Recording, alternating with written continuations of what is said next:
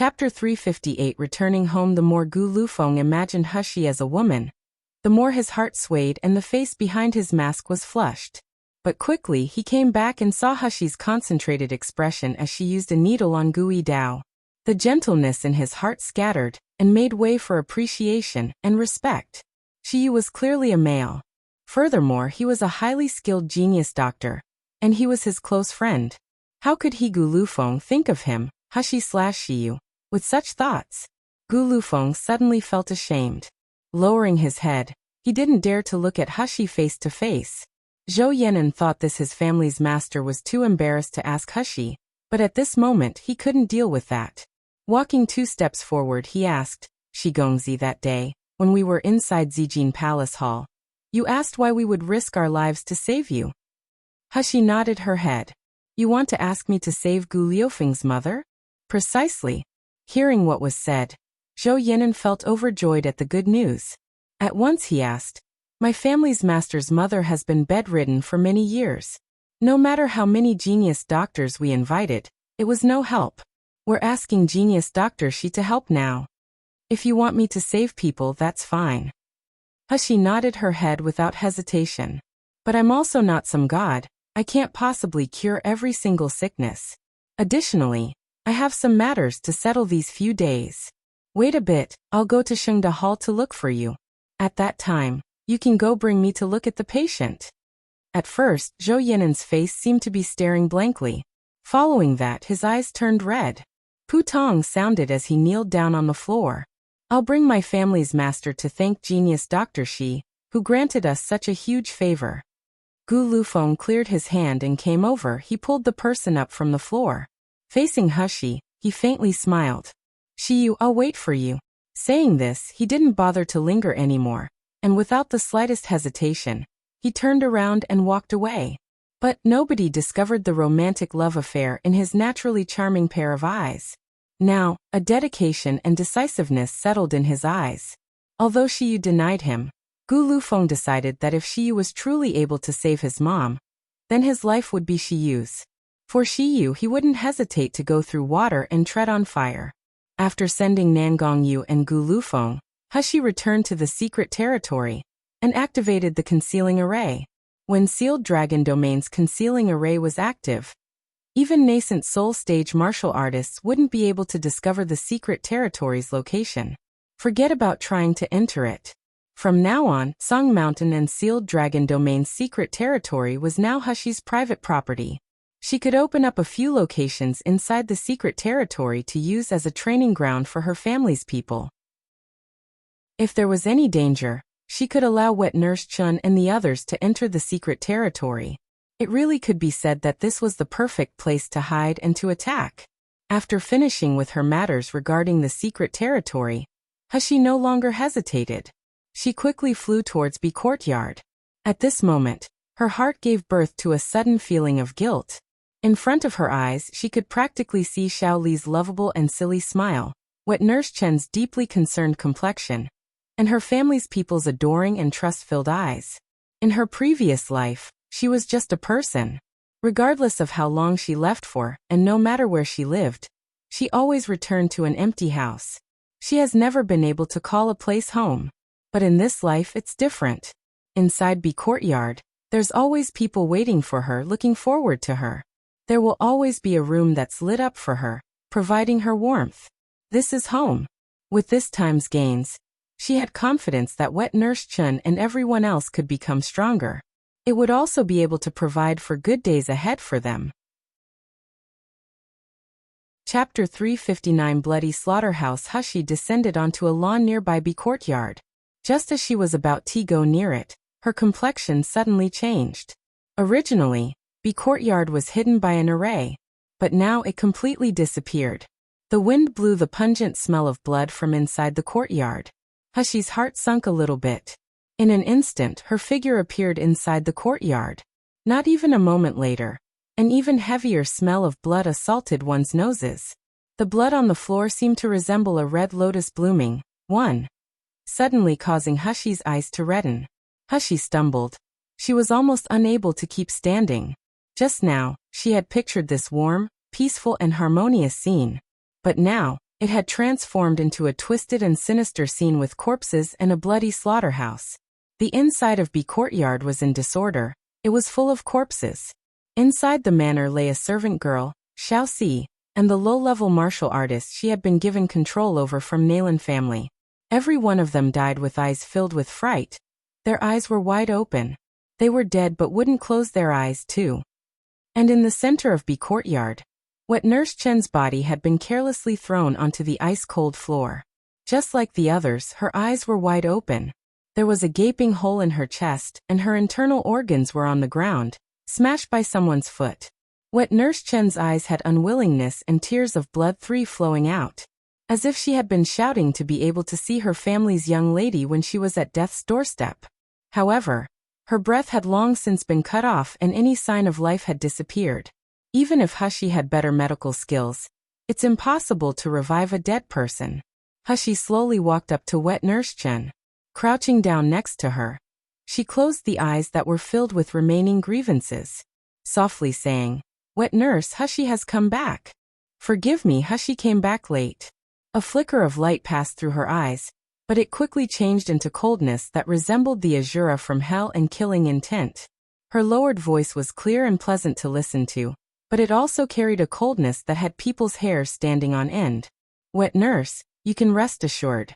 I'll definitely make the people who did harm to you repay you 100,000 times.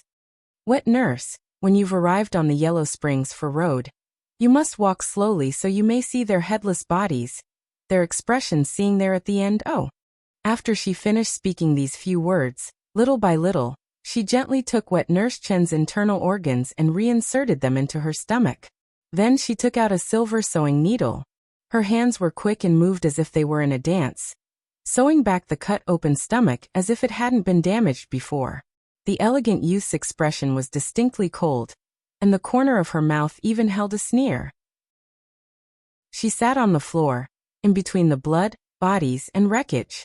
Her two hands were covered in blood, but her finger, which was well-proportioned and seemed to be carved from jade, held a needle and seemed to be dancing as if it was a fantasy.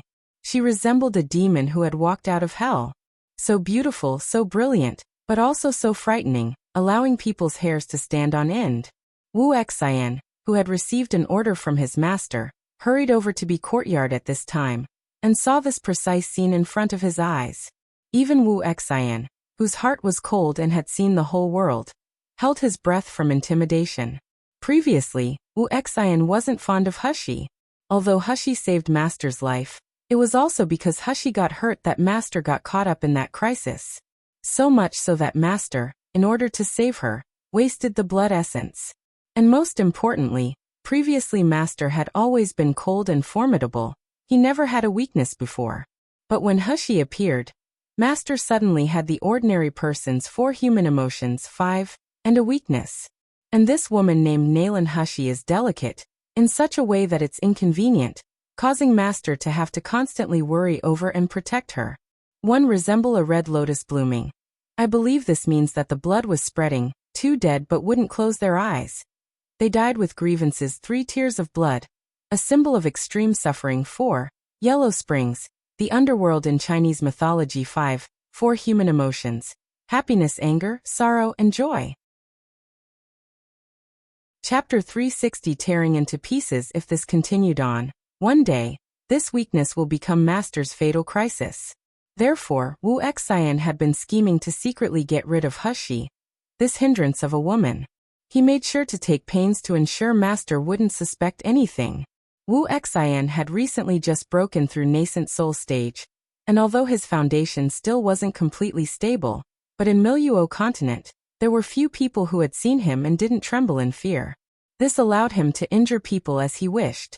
Yet she was merely an insignificant girl at just foundation establishment stage who, unexpectedly, caused him to feel afraid. Is this woman truly ordinary and weak? After Wu Xian entered B courtyard, this was his first thought. Soon after, he took note of the misery-filled courtyard and the bloody slaughterhouse-like scene. His complexion couldn't help but drop. Initially, before he had entered Sealed Dragon Domain's secret territory, Nangongyu had told Bai Hu and him to guard B courtyard's surroundings and to protect Nalan Hushi. However, later when Hushi, by an accident arising from many causes, also entered the sealed dragon domain's secret territory, they lost future Wangfei's Be courtyard. So naturally, if they had to say it, protecting it no longer held value. To add on to the fact they received information regarding that secret. So they quickly threw Be courtyard and the people inside Be courtyard to the back of their minds. In any event, Wu Xian never thought that this moment of ignorance would cause Hushi's servants and subordinates to be massacred. Inside Yanjing City, it's possible to be able to find Hushi's address. There were few people who didn't know that she was Hell King Manor's people, and under their protection. Just who ate a bear's heart and the leopard's guts. Unexpectedly, someone dared to put their hand to Hell King Manor's future Wangfei. At this moment, Hushi had already finished sewing together Wet Nurse Chen's body. Wu Xian walked a few steps forward. Wangfei, this subordinate has come under master's order to protect you. Hushi paid no attention to him.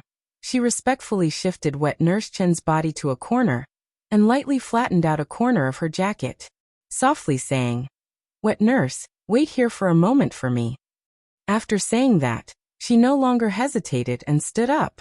Her figure disappeared from the place she originally stood at, and began to carefully check every inch and corner inside Be courtyard. She had yet to see Shi Jia and everyone else or Shaoli. Just after she passed through the corridor and into the back garden, Hushi's eyes suddenly contracted. She only saw the back garden's floors were also filled with blood and corpses were strewn about, in disorder.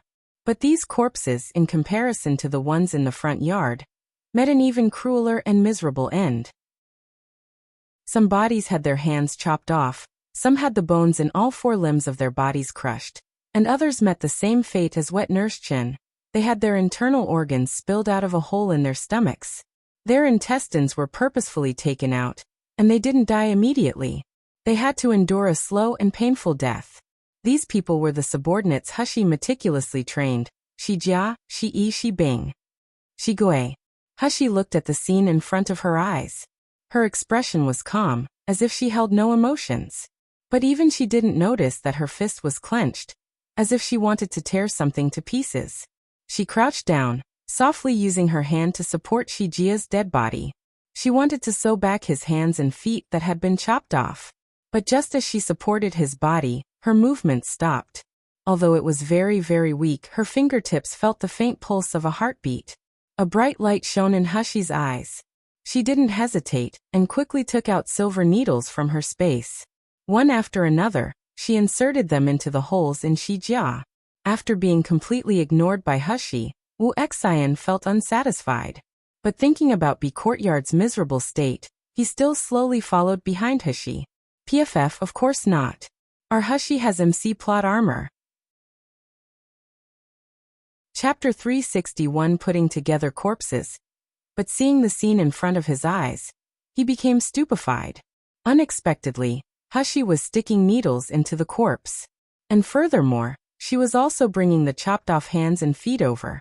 Once again, through flying needle and running seam 1, she sewed together the four limbs again. Wu Xian admitted that this girl's appearance when she was concentrating on stitching was so pure and holy, so awe-inspiring. As if she was set high up, too, and was a god who was able to decide whether or not someone lives or dies. After she sewed Shi Jia's four limbs back on his body, except for a light scar, you surprisingly couldn't see that the four limbs had previously been chopped off. But this couldn't be changed. Nailan Hushi already experienced too much stimulant ion, and she was already close to collapsing. If not, how could any regular person be able to treat the dead bodies and even take the chopped off hands and feet?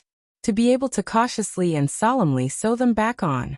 The most frightening fact was that after Hushi finished sewing Shi Jia, she didn't stop there. She took the other 9 corpses and moved them to a clean corner. Afterward, one by one she began to use acupuncture, and then she began to treat their 1,000 sore and 100 whole 3 bodies.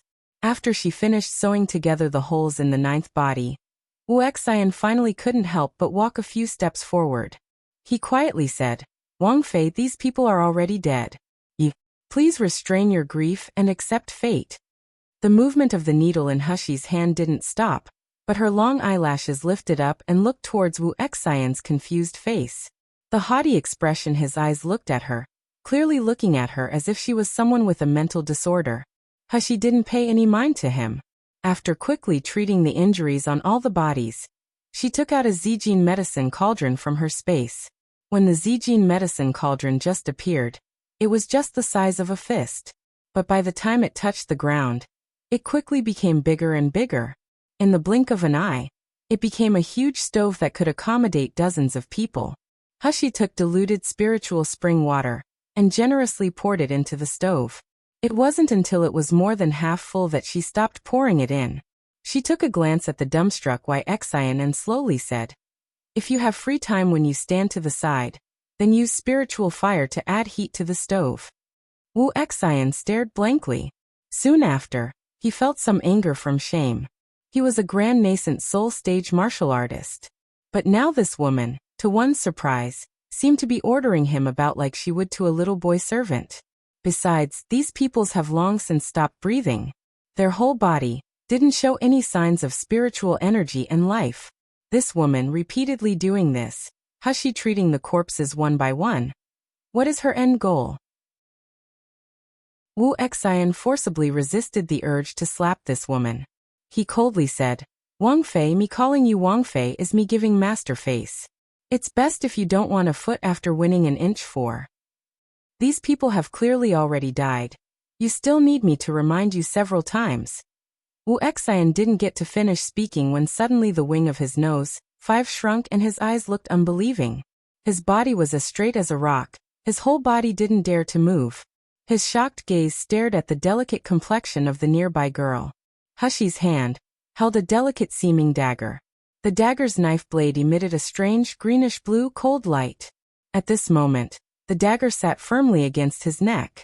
Seemingly, if she drew it down just a little bit more, it would cut open his flesh and allow the poison to seep inside him. Shock couldn't be used to describe Wuxian's current mood right now. Although just now he wasn't completely alert and didn't have a spiritual cover.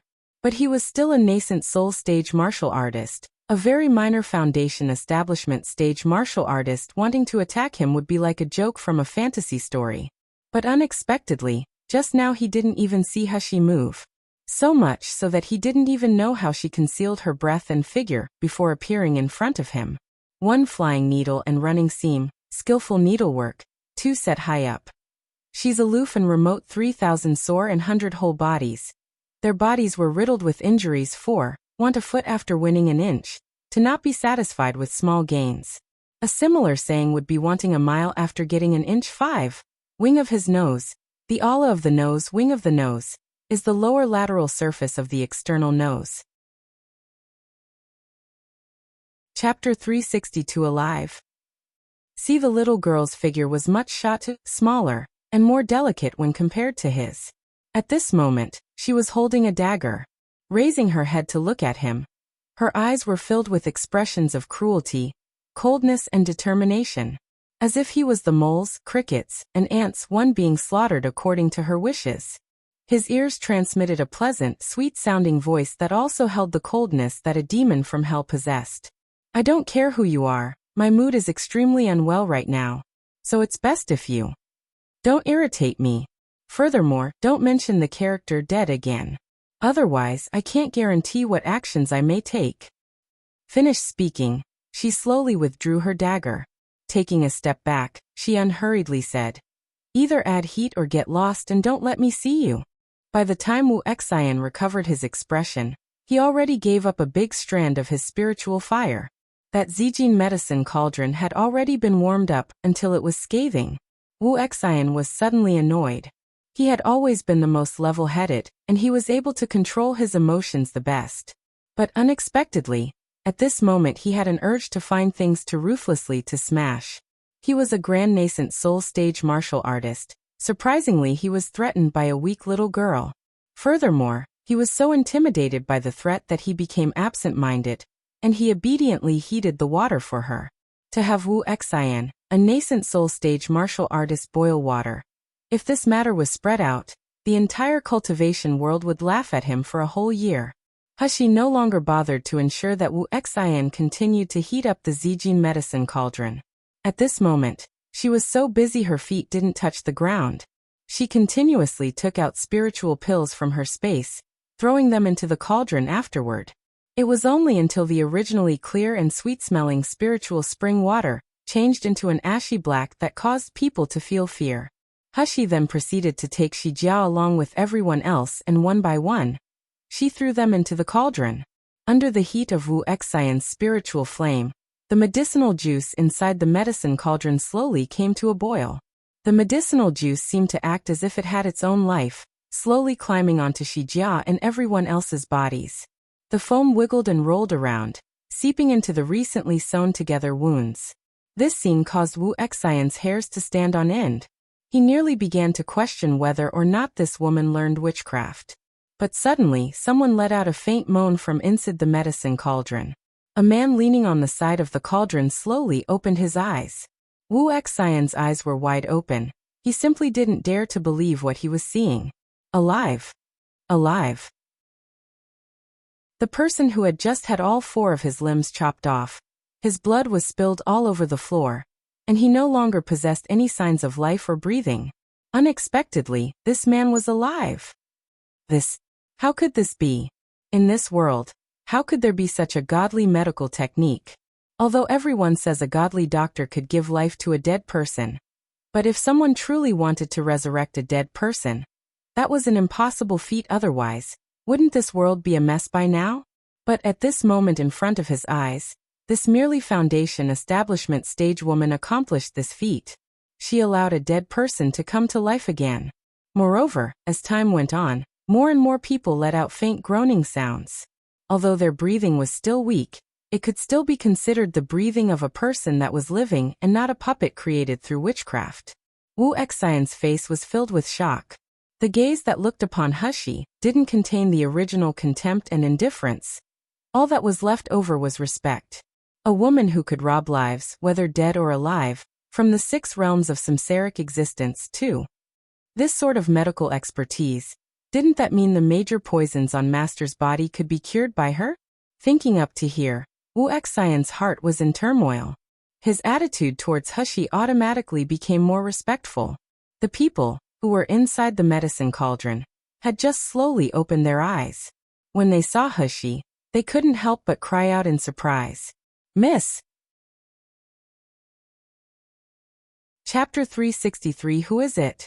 They were able to feel an ache in their body, and their hearts beating in their chest. Seeing that they were still alive, many people couldn't help but begin crying. When Shi Jia saw Hushi, he felt ashamed of himself. Such a large man cried until his eyes turned red. Miss, forgive us. It's us that's useless. We were unable to protect Wet Nurse Chen and Shaoli well enough. Thinking about how Wet Nurse Chen was unable to be revived, sorrow flashed through Hushi's eyes. Her ears seemed to still hear Wet Nurse Chen's deeply concerned and nagging voice. But she has already forever lost this warmth. Taking a deep breath, Hushi masked the sadness on her face and softly said, "You've already done very well. As far as I'm concerned, as long as you're able to live on, then you've already done very well." After Hushi said these words, the remaining large guys that were holding back tears couldn't help but cover their faces, and began to boo-hoo and cry. It was mist that gave them a completely new life, allowed them to cultivate, and allowed them to experience a much easier and cozier life when compared to normal martial artists.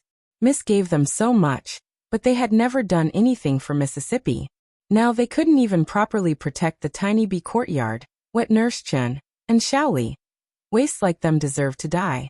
But not only did Miss not scold them, she also tried her hardest to bring them back from death's abyss, and said that all they needed to do was continue staying alive. This great favor, this type of trust, a torn body and crushed bones too, wouldn't be enough to repay it. Even repaying generation after generation wouldn't be enough.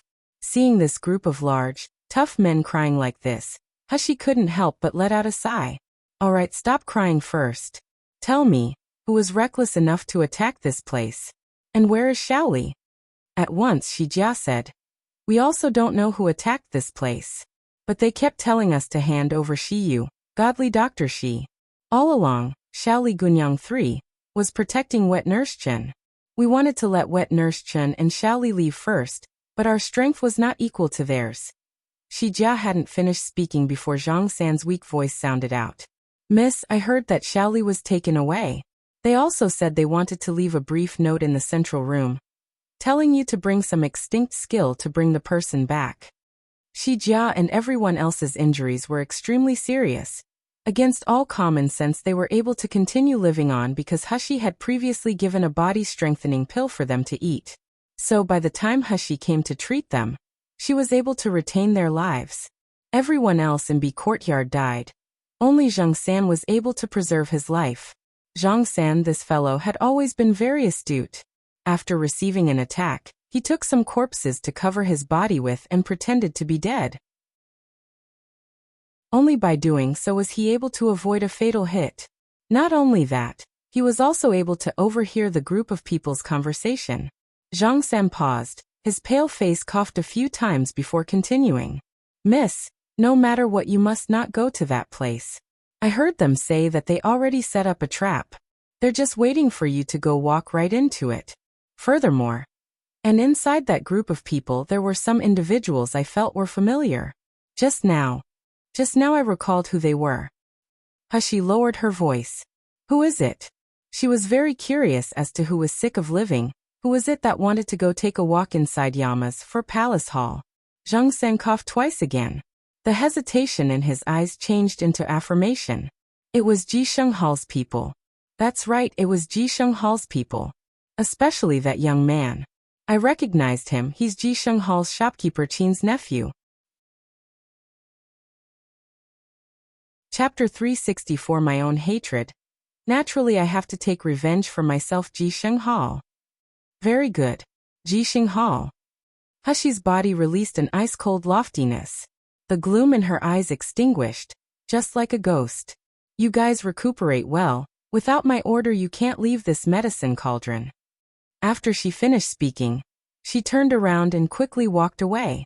Sure enough, on a table inside the central room there was a piece of paper. On the paper there were arrogant words written on it. Shiyu, if you wish to save little Gunyang, then before Zishur, one time today you must go alone to the eastern outskirts of Yanjing City. Once you reach there, head to the residence that's 3 li to the north. If you pass the time or you notified Hell King to bring people, then you'll see us peel some skin off of little Gunyang. Remember, don't test my patience and come on time. When Hushi received the paper, the weak piece of paper turned into ash in her hands, dispersing onto the ground. Outside, the color of the sky was slowly turning darker, and the sun had already completely disappeared from the horizon without a trace. Hushi didn't hesitate any longer. Turning around, she began to walk towards the outside of the room. But she only moved 2 steps before she saw Wu Xian in front of her and blocking her. Wang Fei, requesting for subordinate to be able to follow you. Wasn't it just a few bouncing clowns too? Regardless of whether it was Ji Sheng Hall or someone else, if he wanted to kill someone, wasn't it as easy as a hand's turn 3? Hushi indifferently shook her head. No need. You stay here and guard. Don't let Shi Jia and the others receive any harm. Because the piece of paper mentioned Hell King Manor, it meant that these people would likely be concerned dogs and jump over the wall for harming Xiaoli. In order to ensure Xiaoli's safety, even if it's 1 in 10,000, she couldn't take the risk. Wu Xian wrinkled his brows. This subordinate's responsibility is to protect Wang Fei. Let alone with the fact that these people's strengths can't be small if they dare to provoke Wang Fei. For Wang Fei to go into the tiger's den alone, if any mishap happens, then what does this subordinate explain to Wang Ya? Hushi sneered and slowly said, the people they injured are my people. This is my Nalan Hushi's hatred. Since it's my hatred, I naturally have to take revenge myself. Moreover, the revenge has to be slow. I'll let these people clearly understand what type of people they shouldn't provoke. They will pay a terrible price. Hushi looked at Wu Xian and suddenly softened her voice. Just then, thank you for helping me add fire. Now I ask you to guard this B courtyard. After all, this is a warrior at nascent soul stage. Others would agree to light their own fires and protect themselves. No matter whose order it is, this sort of emotion must be obeyed. In a daze, Wu Xian stood where he originally was. For a moment he didn't know what to do. Just then, Wang Fei was thanking him? Asking him? Clearly, he was just a low-level martial artist. But hearing her say words of appreciation, Wu Xian had a type of indescribable feeling of being overwhelmed by a superior. 5. Originally, he decided on a plan to not let Wang Fei take any risks. Under these cold, as ice and frost yet bright, resembling star eyes, for a moment he was unable to say no. Wu Xian let out a low sigh, covering up the embarrassment and strange appearance in his eyes. After muttering to himself for a moment, finally he took out a jade slip from his storage ring and handed it over to Hushi, asking Wang Fei to carry this jade slip on her. In the time of a crisis, Wang Fei only needs to pinch it into pieces, and it can block all nascent soul stage martial artists' full-strength blow. And once this jade slip has been broken down into pieces, this subordinate will immediately get notified. The first thing this subordinate will do is rush to Wang Fei's side. Hushi was faintly startled. Soon after, she reached her hand out and took the jade slip, sincerely saying, "Thank you." Finished saying this, she no longer hesitated. Dodging around Wu Xian, she quickly left the courtyard, leaving on her flying sword. 1 Zisher, time between 11 p.m. to 1 a.m., 2 bouncing clowns, there Jisheng Hall, fools he Wu Xian doesn't take the threat seriously at all. 3, as easy as a hand's turn. Something that doesn't require much effort, for be concerned dogs and jump over the wall, to be driven to a desperate action. 5, feeling of being overwhelmed by a superior. He feels humbled. Chapter 365. No one has run away, right? The last lights on the horizon faded away. Today the sky lacked the moon and stars. Miluo continent was entirely enveloped in darkness. At this moment, both sides of every street within Yanjing City were already lit up by lanterns. The entire street was shrouded in a dim yellow light. On the East Street, people were already extremely scarce because the weather was very gloomy and lots of shops had already started to close by evening. And Jisheng Hall was no exception. Qin Hai was currently sitting cross-legged in the great master's chair and commanding a little manservant. "Let your hands and feet close the door quickly, do you hear me? If you keep dawdling I'll let you join your ancestors." 1. How could I, this daddy, invite such a useless person to the shop? Simply is just losing face for our Jisheng Hall. The little manservant answered yes and grabbed the plank, about to close the door. But just as the door was about to close, a portion of immense power unexpectedly came out from the plank. The little manservant stumbled back 2 steps as a gate pillar fell to the ground and broke, letting out a sorrowful howl. Qin Hai got frightened by this unforeseen event and went into a daze. By the time he came back, a slender figure had come out of the darkness and appeared inside the dusky, candlelit store. This youth was approximately 16 or 17, wearing clothes that were white and what the average martial artist would wear.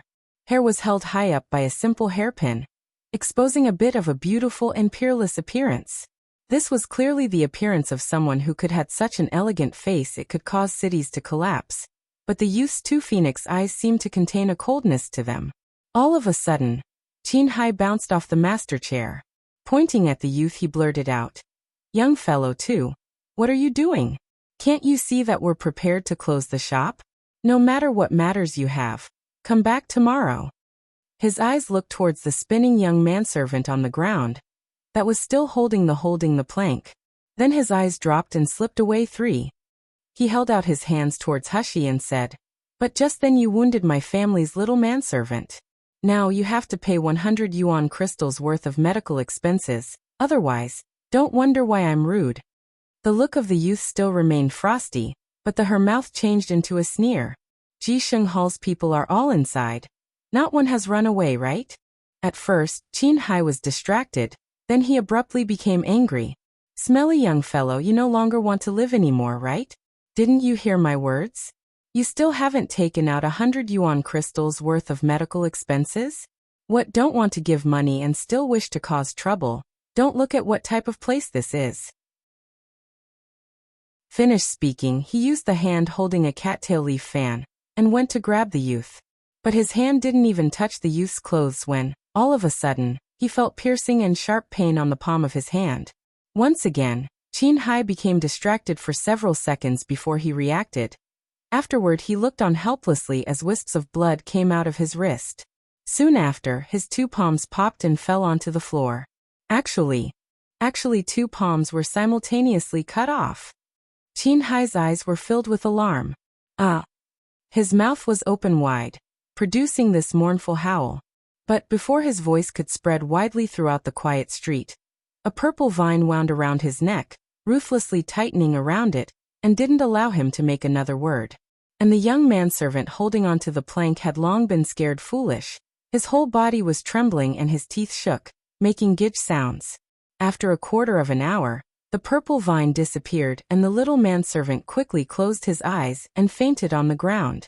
This youth was evidently the person Ji Sheng-hel carried a vendetta against. Hushi. She made the young manservant lose consciousness and grabbed the plank, sealing the shop closed. Chapter 366 Caged Bird Warning. There's some cursing in this chapter. I've censored it, but here's a warning anyway. Soon after, from within her body, the purple vine twisted around and came out. It rapidly grew, quickly following along cracks in the door and the wall, growing all over Ji Sheng-hal's courtyard. Under the cover of the night, nobody saw that the both inside and outside of Ji Sheng-hal's walls were densely covered in purple vines. Additionally, this purple vine separated the 2 worlds through an enchanted barrier, allowing all the people inside Ji Sheng-hal to become caged birds. Nobody would escape and nobody could let out any sounds. A moonless and windy night was the best time for interrogation and murder. Hushi retook the purple abyss vine wrapping around Qin Hai. Qin Hai let out several violent coughs. Immediately he wretchedly howled like a pig being slaughtered. Because the purple abyss vine put down an enchantment, people outside couldn't hear any more sounds from inside Ji Sheng-hal. But naturally, the people inside Ji Sheng-hal's courtyard could hear everything. So when shopkeeper Qin Fu heard the screams, he couldn't even be bothered to properly finish putting on his clothes before running out. As he was running, he also screamed, "That son of a b is tired of living, daring to come to Ji Sheng-hal to cause trouble. Do they know whose territory this is?" Qin Hai, who was originally wailing like ghosts and crying like wolves, immediately frantically threw himself over to shopkeeper Qin when he saw him approaching. Lifting up the arm that had been cut off at the wrist, he bawled, "Daddy, save me, ah! You have to act as my master, ah! My hand!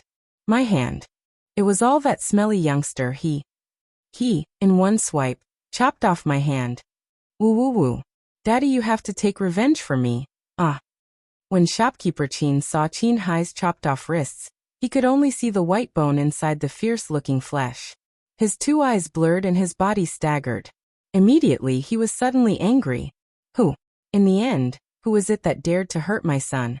I will dismember their body 10,000 times. Qin Hai was actually his only son. Although his spiritual base is heterogeneous and his innate cultivation skill wasn't good, but he certainly had a gift for studying medicine. At an earlier time, when Dr. Xie was in a good mood, Dr. Xie, promised to properly educate his shopkeeper Qin's son. Originally, shopkeeper Qin didn't set his heart on this son. But Dr. Xie's words helped fill his shopkeeper Qin heart with hope. As long as he, Qin Hai, could gain Dr. Xie's inheritance, Qin Hai could become a doctor with a rank. How would their Qin family fear lacking an opportunity to achieve meteoric success in their life then? In the blink of an eye, when shopkeeper Qin was thinking about his beautiful dream, his son's 2 hands had been cut off at the base. What was the use of a low-level martial artist whose hands had been cut off? Could they study medicine? Could they practice magic? Absolutely not. His sole son was now a waste. Thinking up to here, shopkeeper Qin was seething with anger, and Qin Hai was filled with more pain and more hate. Pointing towards the direction Hushi stood in, he bawled, "Daddy, it's him. It was him who suddenly barged into the store. All I did was ask too many questions, so he chopped off my hand. Woo woo woo. Daddy, you must take revenge for me. Let this son of a bee's 4 limbs get completely chopped off by me, ah!" Shopkeeper Qin turned to face Hushi, who was sitting on the great master's chair. But when he looked at her, he got scared and jumped. He merely saw the faint yellow candle flame reflecting upon an exquisite, snow-white face that resembled porcelain. At a glance, it could be seen that this was merely a weak, untouched youth. Even more so, it was a handsome youth that had refined and beautiful facial features. But this youth's two eyes were deep, filled with icy coldness. Merely just looking at you with those eyes would cause someone to feel as if they were in the 18th level of hell, or within some snow, unconsciously causing someone to shiver from head to foot. Chapter 367. It was you guys who dared?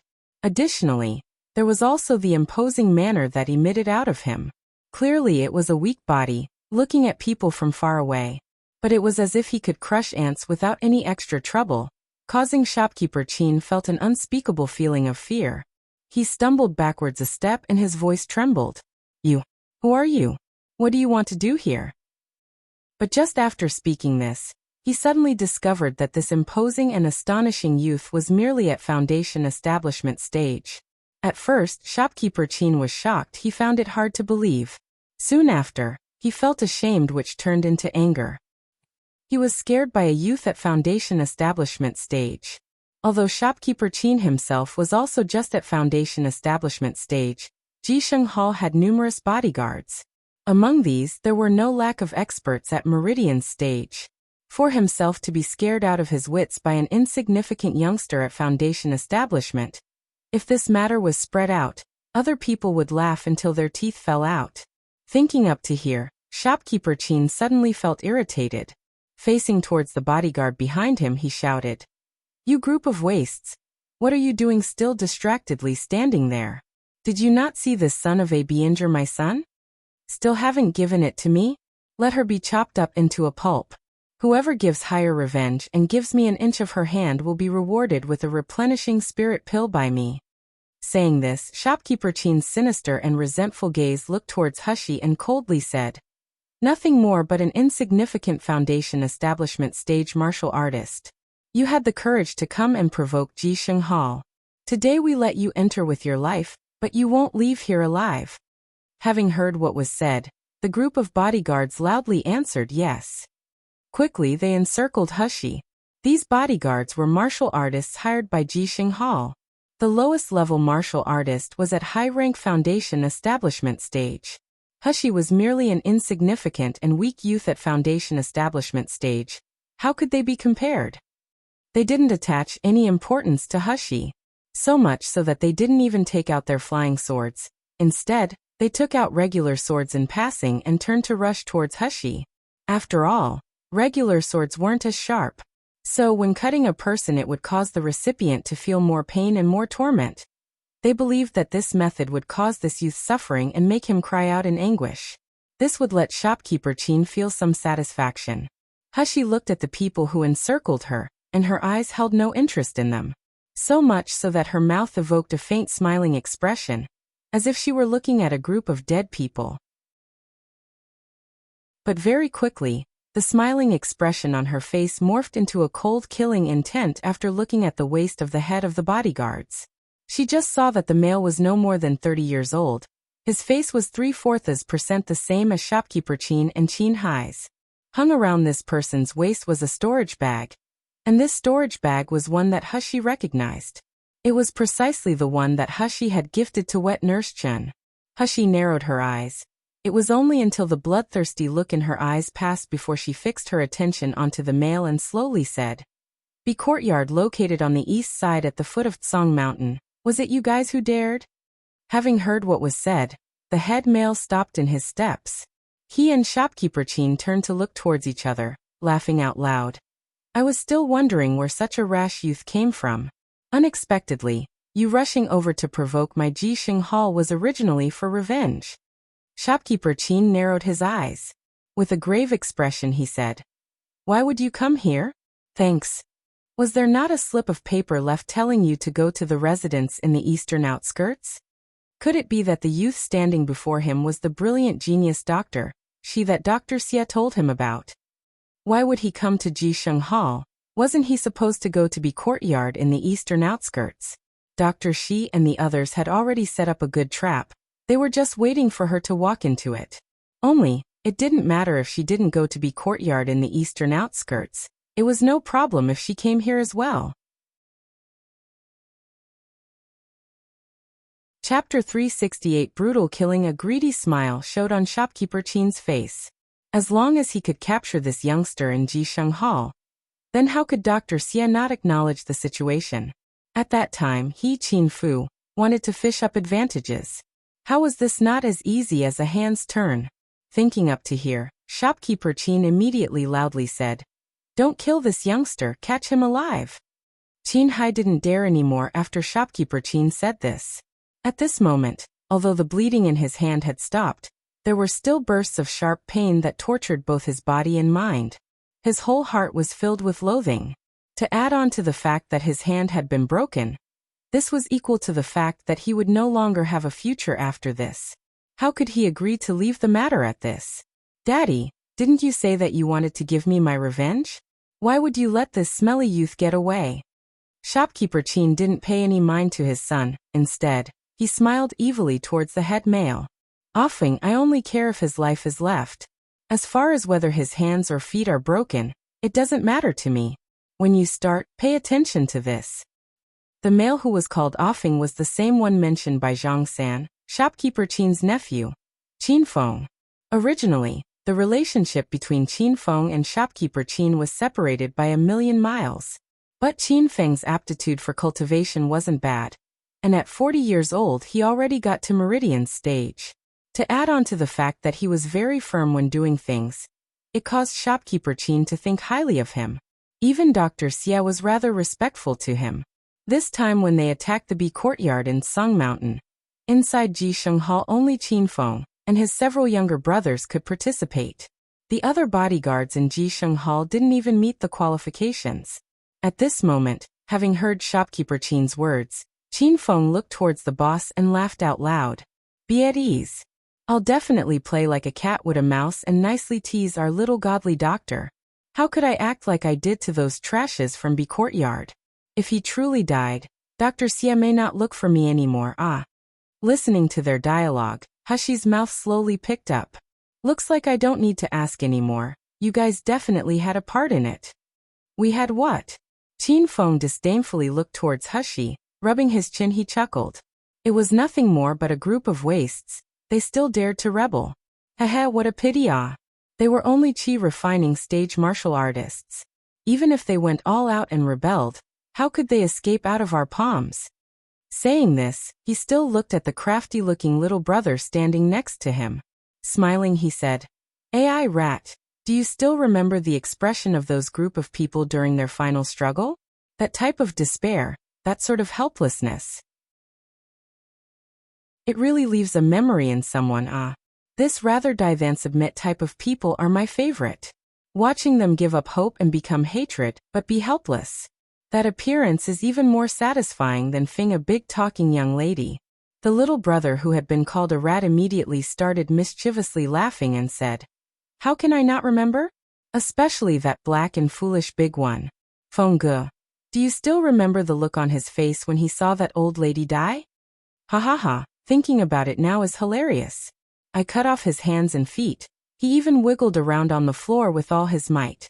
Really was the same as a caterpillar. It's too funny. I mess with them so much it was hard for me to kill them." Once the rat's words were said, it immediately caused Qin Feng and his little brothers to burst into laughter. They lacked any worry. In front of Hushi, they began to discuss the pleasure they received when brutally killing the group of people in Bee courtyard. Someone said, "I pulled their intestines out and twisted it around their neck. I watched them get strangled by their own intestines. It really is too interesting." Chapter 369 Optimum Tonic. Someone else said, "What a pity that Bee courtyard was just full of a group of old smelly men. The women they could play with were just a few ordinary rough servant girls. They would be finished after just playing a few times. If they could play with the soft-skinned and tender servant girl, it would be too good." Qin Feng clicked his tongue and sighed towards Hushi. "This little genius doctor looks quite pretty. Soft-skinned and tender flesh. A beauty who's able to overturn cities. Compared to the most beautiful woman in a brothel, you are 30% prettier." Once Dr. Xie learns what he wants to from this person, will request for the genius doctor and properly play with him. Younger brothers, does this sound good? After all, today we captured him, This is an achievement." Everyone burst into laughter again. Even the other bodyguards of Ji Sheng Hall were influenced by this atmosphere. Towards Hushi, they kept adding more disdain and ambition. Hushi actually softly laughed. She didn't shallowly sneer, instead, she enchantingly smiled like a demon. She softly and slowly said, "Good, very good." Qin Feng was momentarily lost in her smile, and he became distracted. Following which he heard her indifferent voice. That sound was silky and soft, as if it were a feather softly floating in his heart, causing his heart to feel as if he wanted to do something but he lacked the courage to. But his brain kept turning over the words. What does good mean? When suddenly a purple vine that seemed to appear out of nowhere shot in front of him. Without waiting for him to respond, the purple vine wrapped around his chest. The tip of the purple vine softly struck against his thoracic cavity, and a pounding heart appeared in front of Qin Feng. Qin Feng's two eyes were open wide. It was as if he had seen a ghost as he looked at the purple vine that was constantly rocking in front of him, and the live heart pulsing on the vine. The purple vine seemed to be very happy as it swayed around for a while. Suddenly it shot out a dozen or more other roots. Following that, several sounds sounded out, "Poochie, Poochie," as they entered inside Qin Feng's body. Qin Feng only felt a burst of violent pain rack throughout his entire body. Throughout his entire body, there were numerous purple vines inserted inside, but not even a single drop of blood could be seen flowing out. Moreover, what was even scarier was that within his body all the blood was draining away. No, it wasn't draining away. It was those dozen or more purple vine roots that were swallowing it. Save me. Qin Feng let out a hoarse yell, but when it came out of his mouth, it was so damaged that nobody could hear it clearly. Additionally, the heart in front of him was still swaying about. The purple vine suddenly rolled up. That heart let out a pung sound before abruptly exploding open. Afterward, it was completely absorbed by the purple vine. Qin Feng felt cold from head to toe. Up and down his whole body, he felt bursts of chilly and acute pain. Then he looked on helplessly as his skin slowly turned old and shriveled up. What was left was just a layer of skin to wrap around the bone. Pung! Loudly sounded. The purple abyss vine had already thrown the completely sucked dry Qin Feng onto the floor. It swayed as it returned back to Hushi's side. The leaves on the vine continuously moved around, letting out rustling sounds. This was the purple abyss vine expressing its limitless cheerful emotion. Compared to spiritual energy and magical energy, the thing it loved to do the most was suck up human blood. Martial artists, in particular, had spiritual energy in their blood, which was the optimum tonic for it.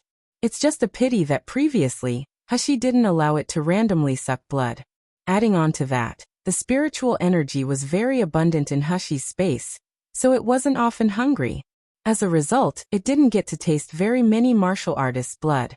But today Master said, it could play and eat as it wished as long as it was the people inside this room, allowing it to breathe in as it wished. Purple Abyss Vine just finished eating all the man's blood, and even swallowed his heart. This taste was truly too splendid. I can foresee how this may cause some issues if she allowed this before. Haha. Chapter 370 Terrible Monster, and inside this room, there was still so much delicious food. The more the Purple Abyss Vine thought about it, the more incomparably happy it felt. Master was really a good person. In the blink of an eye, the people who were just talking turned into mummies who were taking their last breaths. This originally amused and boisterous scene suddenly turned sluggish. A large part of the bodyguards had frightened expressions, and Rat, who was the closest to Qin Feng, suddenly came back, screaming, "Big brother!" Rat supported a person up, but all he saw was a mummy with a face full of terror. The skin on the person's entire body was wrinkled together. Except for the skin and bones, there wasn't even a drop of blood inside his body. The two eyes protruded inside the eye socket, holding dread in them. Upon seeing this, Rat immediately opened his eyes wide. Rushing towards Hushi, he yelled out, "Son of a bee, you killed my big brother. I want you to pay with your life." After he said this, he took out a flying sword and advanced towards the people behind him. Snarling, "Everyone, let's unite. Even if that purple vine is difficult to deal with, there's only one person controlling it. If we unite and get rid of him, then we can get revenge for Big Brother. Once everyone came back from the fright, they felt that the words that Rat spoke were correct. Although this youngster was difficult to deal with, he was only at foundation establishment stage. Even if his magical weapon was strong, so what? Don't tell me he could block everyone's attacks? If he used just spiritual energy, at some point it would run low. Thinking up to here, everyone took out their flying sword and quickly launched an attack on Hushi. For a moment, all sorts of flying swords advanced towards Hushi. The screams all mixed together, shaking the earth with its power, causing the entirety of Jisheng Hall's shop to shake. All one heard was Honglong 1. The place that Hushi was originally standing in got a huge hole smashed into it. Smoke was rising spirals around the surroundings of the hole, and dust was flying out. There was also the sound of thunder and lightning crackling and rumbling around the scene. Rat laughed. This sort of attack, if you could still manage to dodge it, then Grandpa will. After only saying half his sentence, his voice suddenly came to an abrupt stop. His face showed disbelief and alarm. The youth's leisurely and slow voice sounded in his ears, but it sounded as if it was coming from hell. I escaped, what will you do? Hee hee, you can only die miserably. After the voice fell, Rat's entire body was rigid. Unexpectedly, he was unable to move even one step. The other bodyguards in Jisheng Hall were the same as well. It was as if someone cast a body-freezing spell on them. They couldn't move an inch. These bodyguards' faces were filled with fright. When they looked at Hushi, it was as if they were looking at a terrible monster. Clearly, the youth in front of them was only at foundation establishment level. How could he cause them to not even be able to move an inch? Don't tell me that he's a ghost? But if they all just looked at each other, they would discover that at the back of each of their heads was a tiny silver needle. It was just that these silver needles had a large amount of spiritual power in them. This caused their dantians to stop circulating and the blood in their vessels to stop flowing, causing them to be unable to move or use their spiritual energy. The purple abyss vine was twisted around Hushi's arm. Her fair, white fingertips softly poked at its vines. Towards the people who were unable to move, she faintly smiled. I never liked a sloppy job. Originally, when I came here, I was going to give everyone a quick death. But you apparently didn't give me that opportunity. Seeing as you all take pleasure from tyrannizing people, when it comes time for you to be tyrannized, you must be a glutton for punishment. One Honglong rumbling sound. Chapter 371. Rest in peace. Rat's heart was filled with alarm, but he still loudly shouted, You! In the end, what did you do to us? If you dare to kill all of us, the people behind us won't let you go. Hushi raised her hand and suddenly, the medicinal pill in her hand flew out. The pill landed in Rat's mouth and soon made its way down his esophagus. Seeing as you're so noisy, it seems like you can't wait to often feel the feeling of being tyrannized. You can be at ease, I'll satisfy you. You! What did you give me to eat? Rat didn't get to finish speaking before he suddenly let out a mournful and miserable cry. His entire body resembled a small shrimp, curling up on the floor. The other bodyguards watched as Rat's complexion turned purple. The corner of his mouth was overflowing with blood and foam. So much so that they even thought that Hushi had fed him a highly toxic pill. Just when they were scared witless, they suddenly heard Rat let out a heart-wrenching and lung-tearing scream. He suddenly seemed to go crazy and frantically began clawing at his stomach. In the blink of an eye, he seemed to manage to claw open his stomach. After, he took out all of his internal organs. But this didn't seem to be enough. After taking out all of his intestines, Rat's face was still filled with suffering. He began to use his own 2 hands to pound his legs, hitting the joints. Until finally, he took a flying sword and chopped his own 2 legs off. He kept saying, Don't bite me. Don't bite me. Everyone became stupefied seeing the scene in front of them. Obviously, all he had eaten was a pill. Yet this martial artist, who was at the peak of foundation establishment stage, seemed to have gone insane. He cut open his own stomach, cut off his own 2 legs, and repeatedly rammed the joints in his arms into a wall. Even after his bones let out a ka-la-la sound, he still didn't stop. This scene was truly too terrifying. The eyes of the other bodyguards no longer contained hostility and fighting intents. All that was left was desperation. On the other hand, the purple abyss vine was incomparably happy. After receiving Hushy's approval, it quickly rushed over to Rat's side and completely swallowed his flesh. In the blink of an eye, this hellish scene faded away without a trace. It was as if the previously miserable scene didn't even occur in the first place. But the scattered skeletons on the floor and howls of grief echoing in their ears allowed everyone to understand that what occurred just now wasn't some nightmare. From start to finish, Hushy's expression was calm. So calm it was close to coldness. It was only until Rat completely stopped breathing that Hushy lightly threw the medicinal pills in the air. Mildly smiling, she said, "Let me take a look. Who should be my next victim?" Ji Shenghal's bodyguards all simultaneously widely opened their eyes and let out G sounds while shivering. This youth in front of them wasn't human at all. She was a devil. A ruthless spirit who crawled out from the depths of hell. After an hour, inside Ji Shenghal's main shop, over a dozen bodies have been disorderly put to rest. 1. The purple abyss vine had eaten until its vine was smooth and round. Swaying and wobbling, it was almost unable to fly. And of those dozen or more bodies, not one hadn't become a mummy with no flesh. In fact, each of those bodies were left with wide open eyes. Each and every pair of eyes were filled with terror and suffering, as if dying still hadn't been able to free them from feeling desperation. If a woman with less guts was viewing this current scene, then there was a chance they would be scared so much that they wouldn't be able to sleep for several months. But as Hushy looked on, her heart didn't move an inch.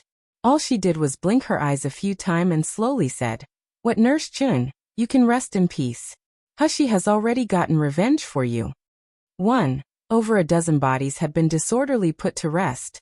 I believe that the scene was basically just a pile of dead bodies randomly put about. Chapter 372 Selfish Appearance. Finished speaking. At the turn of her wrist, purple abyss vine turned into a purple shadow that entered into the palm of her hand. Turning around, Hushy began to make her way to the corner of the room, towards the back of a screen. Upon hearing the footsteps, shopkeeper Qin and Qin Hai, who were originally hiding behind the screen, seemed to be birds who were startled by the mere twang of a bow. 1. Suddenly lifting up their heads, their faces were full of fright as they looked towards Hushy. You better not come over here. Don't kill me. Don't kill me. If you want something, I'll give it to you. Any of the items inside Ji Shenghal can be taken by you. I'm begging you not to kill me." Shopkeeper Qin's voice was filled with fright. Thinking about the anguished wailing of those bodyguards when they were at death's door, he was truly scared. Up until now, he had his doubts. Would they be able to successfully bring together Dr. Xie and this youngster? What were the odds of success? Even Dr. Xie had countless experts lying in wait. Because this youth before his eyes was too ruthless, too decisive, and had countless methods. He watched Hushy walking step by step closer to him. The purple abyss vine curled around her wrist lightly swayed around, causing its leaves to create rustling sounds. Shopkeeper Qin couldn't help himself anymore, and began to shriek. Taking the son by his side, he ruthlessly tossed him towards Hushy. Having been pushed towards Hushy by shopkeeper Qin, the originally frightened Qin Hai couldn't help but begin to push his entire body towards Hushy. The loyal and protective purple abyss vine didn't wait for Hushy's order before flying out and rolling into Qin Hai's body. The sharp purple vine entered his body with pu sounds. In the blink of an eye, it had already sucked his flesh cleanly and neatly. Upon seeing this scene, Hushy's lips couldn't help but lift up into a taunting sneer. Qin Fu, who just a moment ago was repeatedly shouting that he would take revenge for his son, used that son as a shield in the face of death. In front of life or death, a person's selfish and ugly appearances would come out. Looking at it would really let people feel amused but also disgusted. Shopkeeper Qin staggered along, throwing himself at the front door of the shop, and frantically began pounding on the wood door. He even took out his flying sword and began to repeatedly chop at the door, loudly shouting, "Save me! Save me! Someone inside Yanjing City is murdering people." As long as he could run away from Ji Shenghal, then he could stay alive. Because martial artists were unable to fly or fight inside Yanjing City, Murdering people was an even more serious crime. And every night, Imperial guards patrolled every street inside Yanjing City. If he went to cry for help from those Imperial guards, how could that Shiyu possibly contend against all those Imperial guards? But no matter how many times shopkeeper Qin pounded on the wooden door, it didn't budge an inch. Furthermore, he had almost yelled until his throat was hoarse. But the entire time, the outside was quiet. Nobody even heard his voice. Even more so, nobody would care about his life or death. A 5th-rank magical purple abyss vine at its peak would have a strength that was equivalent to a martial artist who was at the summit of gold core stage. Compared to Qin Fu, who was merely at foundation establishment stage, how could he possibly break the enchantment that purple abyss vine had put down? Frightened, Qin Fu urgently turned his head. He wanted to run inside the courtyard and escape through the courtyard's walls. But just when he ran 2 steps, his entire body was enveloped by a purple vine and was firmly held in the air. Hushi's icy cold voice sounded out. Tell me, who incited the matters in Song Mountain's B courtyard? If you honestly and clearly answer, I can still give you a quick death. Shopkeeper Qin was suspended in the air by purple abyss vine. He felt the purple vine's sharp vines continuously moving around his body. This scared him until he pissed his pants. Snot and tears rolled down his face. Spare me. Spare me. Genius Dr. Shi. It wasn't me. This matter wasn't done by me. It has no relation to me. I'm only Ji Sheng Hall's shopkeeper. I don't know anything. 1. Birds who were startled by the mere twang of a bough. Someone who frightens easily, possibly due to previous experiences. Chapter 373 Eastern Outskirts. Other courtyard. Hushi's mouth lifted into a faint smile. Don't know. She talked extremely slowly, but just when she just finished speaking, the purple vine suddenly came out. After a whooshing sound, Shopkeeper Qin's hand had been nailed to the wall. Ah! Shopkeeper Qin let out howls that resembled those of a pig who was being slaughtered. Fishy-smelling water kept incessantly coming out of the crotch in his trousers, letting out DD sounds. Hushi softly stroked the foliage of the purple abyss vine wrapped around her wrist. She quietly said, "This is your last chance. If you don't say anything, I'll give you a medicinal pill. I trust that you saw the way your subordinates died. Do you want to experience the feeling of digging out your own stomach and digging out your intestines? I'll talk. I beg of you not to feed me that pill, woo woo woo." Shopkeeper Qin had long been scared out of his wits and didn't dare to hide even a little bit of information. It was Dr. Xia. It was Dr. Xia who brought people to B courtyard. From the day that the both of you fought, he had been searching for you. But I don't know what he wants to find you for. All I know is that he's determined to win the secret methods on your hands from you. But these matters truly have nothing to do with me. I'm merely a shopkeeper who sells pills. I don't know anything. I'm begging you, young hero, to be a big person with big generosity. 1. Let me off. I'm begging you to let me off. Dr. Xia? It was the arrogant 3rd-ranked doctor from the day she saved Xiao Li's older brother. Then it seems like that day when coming to massacre B courtyard, they truly took away Xiao Li. It must have been to take the secret repairing broken muscles and tendons medical method in her hand. However, it was just for such an insignificant prescription that they went as far to cruelly murder the people of B courtyard, allowing wet nurse Chen to experience a violent death. He Dr. Xia. Xia Chongming. Very good. Very, very good. Where is Dr. Xia? Shopkeeper Qin's voice trembled. Xia. Dr. Xia is in a residence in the eastern outskirts. People are waiting there for you to walk into the trap, to ambush you. Dr. Xia is also there. Sure enough, he had set up a good trap inside the residence at the eastern outskirts, just waiting for her to jump in. Hushi's mouth secretly curved coldly. The little Gunyang that you guys took, where is she? Shopkeeper Qin opened his mouth. Just as he was about to speak, the purple vine rustled about and arrived at his stomach. The sharp purple vine softly rubbed against his clothes, seeming to act as if it could plunge inside him at any moment. Shopkeeper Qin was frightened stiff. He no longer concealed thoughts he originally wanted to hide. At once he loudly said, That little Gunyang is also at the other courtyard in the eastern outskirts. She has just been imprisoned inside the basement. That basement is very well hidden. If the person wasn't one of our men, they wouldn't be able to find the entrance, no matter what. She has been imprisoned inside the basement? Hushi knit her brows. The purple vine followed along with her mood and softly trembled up and down.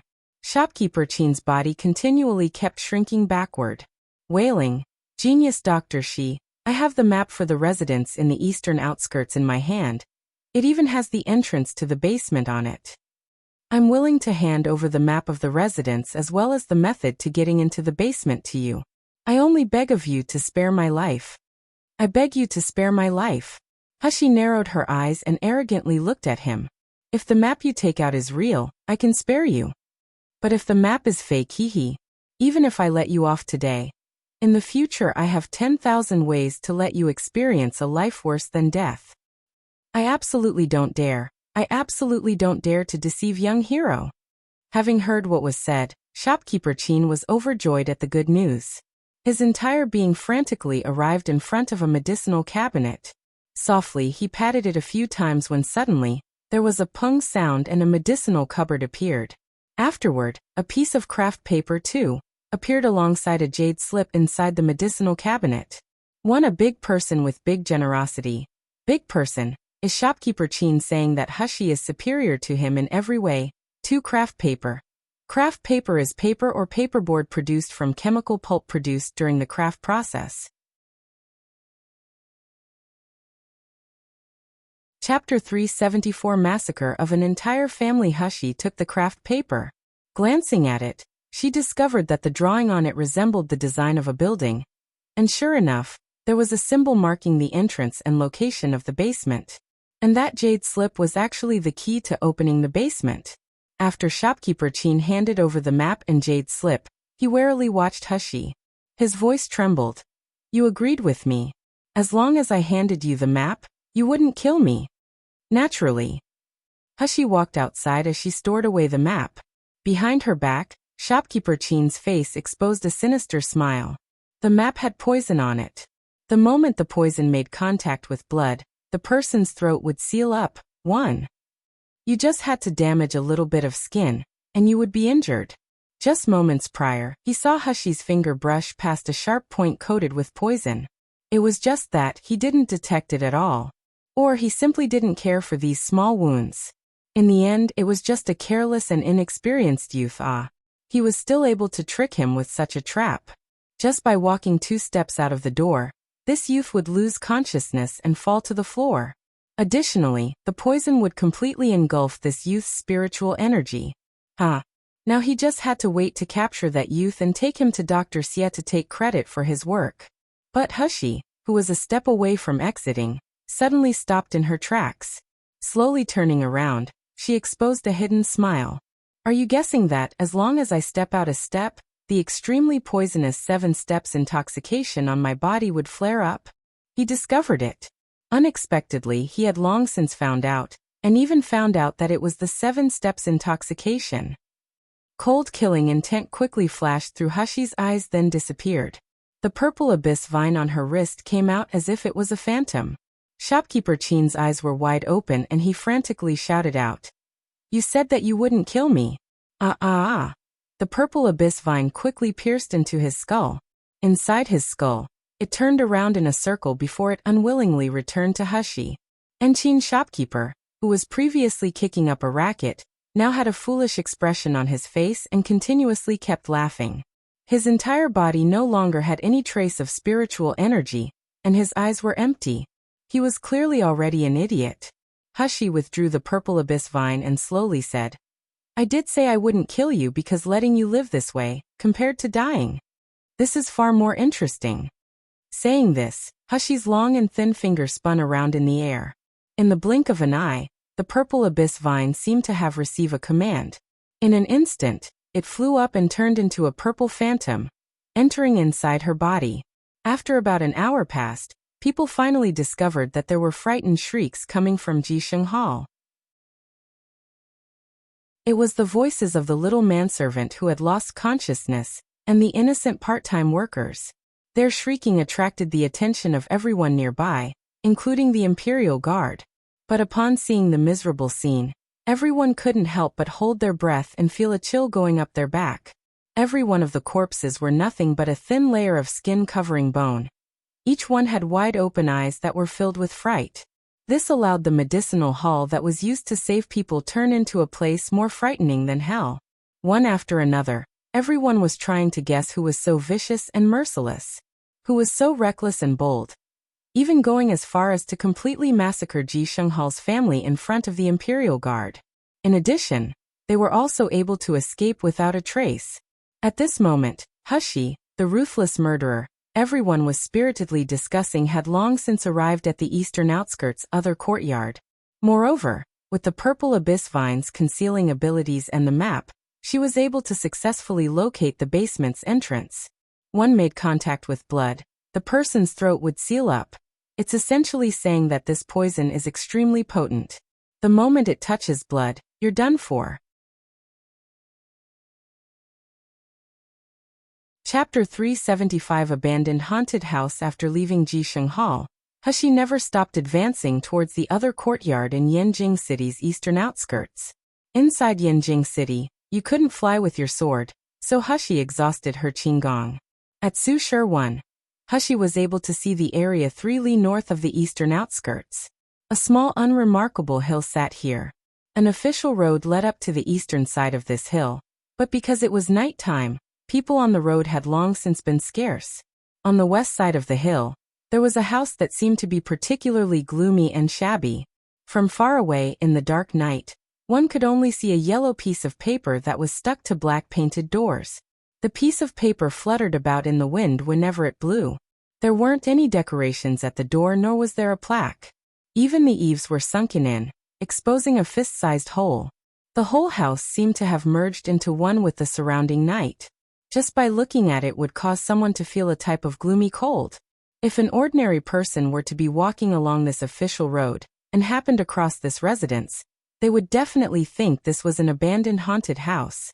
They wouldn't have any interest in checking this house out. The white moon brocade robe Hushi was wearing had already been changed into agile black clothes.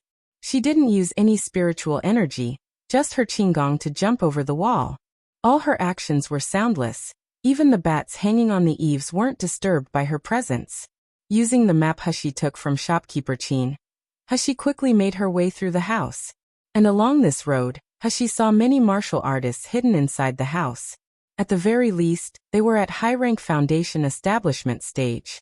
Every one of them was holding their breath and concealing themselves in the main courtyard, seeming as if they were patiently waiting for something. What surprised Hushi the most was the fact that this entire residence was separated by a boundary. The front yard was eerie. The martial artists were all hidden in secret places, not speaking and not moving, while the backyard was filled with patrolling martial artists. At times, one could even hear their boisterous laughter and conversation. The map shopkeeper Qin gave her indicated that the location of the basement was in the backyard. This allowed Hushi to be convinced just a bit more of this map's authenticity. Relying on the purple abyss vine's unique ability, Hushi was able to quickly break through the boundary and travel through the backyard's various houses. In the time it took to burn a stick of incense, she was finally able to locate the basement's entrance, which was similar to an ancestral hall. The simple jade slip was lightly inserted into the notch at the entrance of the basement. As the basement began opening, a murky and moist smell along with the pungent smell of blood assaulted one's senses. Hushi's body flashed into the basement. After walking for a moment, she saw an iron door. This iron door seemed to be very thick and didn't seem to have a lock or chain. Evidently, this door needed to be opened from the inside. Hushi pushed against the door but found out that it didn't even move an inch, and the light in her eyes dimmed a little. Suddenly, Xie Chongming's harsh face flashed through Hushi's mind. The corners of her mouth raised up, and she quickly took out a disguise from her space, putting it on her face. In the space of a few breaths, the originally beautiful youth transformed into a grisly bearded old man. Even the greedy glint in Xie Chongming's eyes was imitated to perfection. Although her build couldn't be changed in such a short period of time, this disguise would be sufficient inside the dusky basement. Hashi softly knocked on the iron door. Soon after, a square hole appeared on the iron door. A guard peered out of the hole, and at once, he saw the disguised Hashi's impatient face. Why haven't you quickly opened the door? Until what time do you want me to wait here? 1 Su sure. A period of time between 7 and 9 p.m. The guard was clearly shocked and stuttered. Xia. Dr. Xiaoyu. Why would you be here at this time? Aren't you supposed to be at the front? Presumptuous. Hashi's strict voice said. The loud voice and intonation were exactly the same as Dr. Xia's voice. Whatever I want to do and wherever I want to be. When is it your turn to ask me questions? And you still haven't quickly opened the door. Yes. Yes. The guard no longer dared to tarry, and immediately went to press a mechanism on the other side of the door. As the iron door opened, caw-caw sounds were heard, but before the guard could clearly see Dr. Xia's appearance, a purple shadow suddenly came out. Only pu was heard as the guard felt a burst of sharp pain on his neck. He didn't even have time to groan before he dropped to the floor, severing any opportunity to live anymore. Hashi closed the iron door and took off the disguise on her face. Her footsteps were noiseless as she began advancing forward.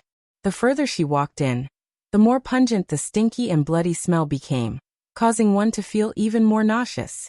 After walking approximately 2 more steps, Hashi heard the coarse voice of a male. Why place rotten flesh here at the intersection? Just looking at it spoils one's appetite.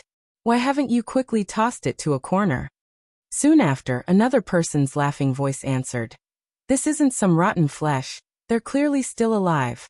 It's just that, the pain and suffering of being alive is much worse than being dead. Hashi's figure flashed like a phantom. Soon after, she was hidden inside a corner, looking towards a not-so-distant place. This place was clearly a prison. At this time, it was brightly lit and there were several men dressed in black clothing and holding weapons, guarding the prison. There were also some males who wore strange totems on their clothing, gathering together in 2s and 3s as they looked after something. It wasn't obvious what they were studying. From Hashi's point of view, she could only clearly see the 2 men who were just speaking. They seemed to be about 30 or 40 years old, and they were at Meridian's stage. At this moment, there was a short and stout male among these people. His coarse and short hand held a piece of fur, turning it over up and down and left and right, suspiciously saying, Are you sure this is the fur of a 9-tailed fox? How come this looks nearly the same as an ordinary beast's fur to me? Another thin and tall male saw his actions and became shocked. At once, he threw himself at the fox fur and carefully took it back, unhappily saying, You be a bit more careful, okay? This is genuine fox fur. In the entirety of Miluo continent, nobody can take out a second one as fresh and intact as this one. If you were to take this to the market to sell, even if it was a 9th-rank magic weapon, you could exchange this for 8 or 10 of them. Do you understand? 8 or 10 9th-rank magic weapons. The short and stout guard was scared silly. The eyes looking upon the 9-tailed fox fur immediately became 70% more passionate. The thin and tall male carefully stored the 9-tailed fox fur inside a jade box and mischievously laughed. Of course, it's because of the fact that this 9-tailed fox fur is so precious that Elder Jiang has instructed you and me to come down here and skin this fox. Out of all the experts in Jiang Manor, the 2 of us are the best at skinning the skin, one off the prisoners. This time, you and I have made such a large contribution.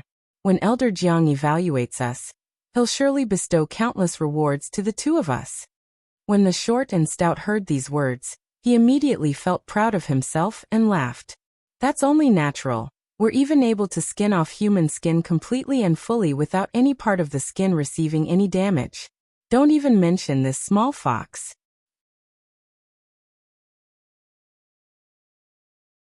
After saying this, he picked up a stick and poked the meatball. Are you certain that this little fox is still alive?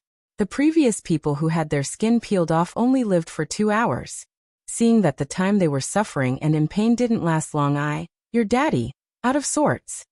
That's correct. Next to them was a meatball that was dripping with blood. The meatball's entire body didn't have any fur on it, and it was lightly twitching. If one didn't carefully look at it, they truly wouldn't be able to tell that this was a living animal. Forget about it even being a nine-tailed fox. The tall and thin male's face held a "you idiot" expression as he laughed. Don't look at the bloody ball in this moment. Don't forget, this is a nine-tailed fox. Do you think that their magical ability and power can be compared to some insignificant and ordinary person? Feel at ease, even if we put her under the scorching sun for 3 days and 3 nights, she won't die.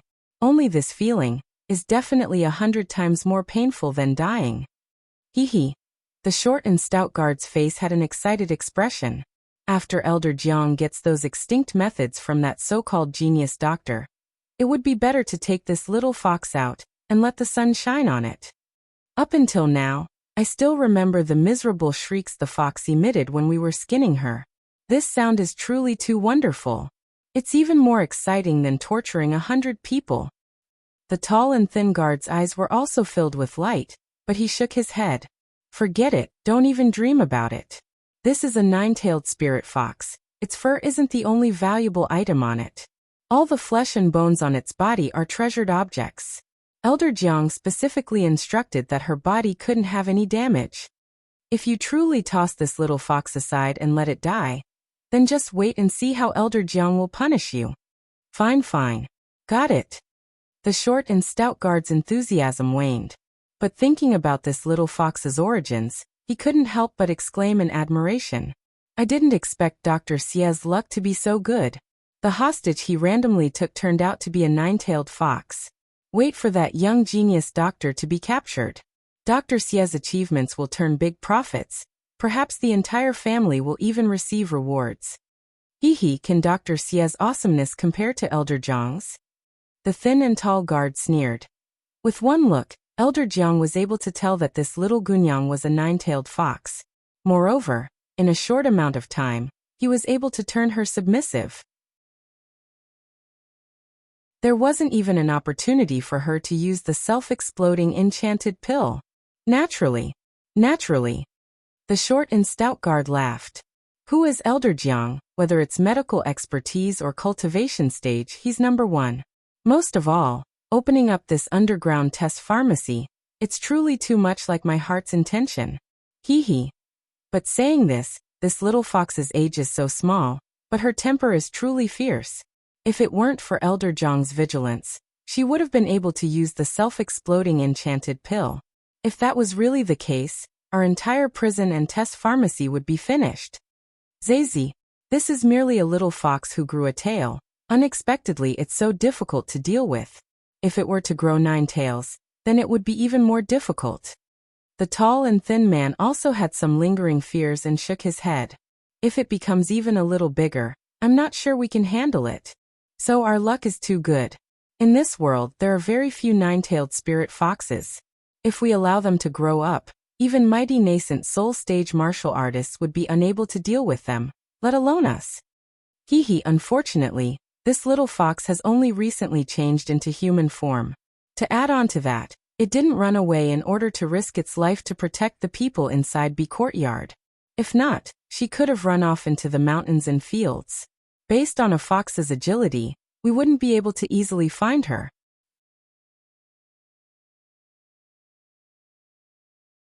I really didn't know that this fox is clearly a witch.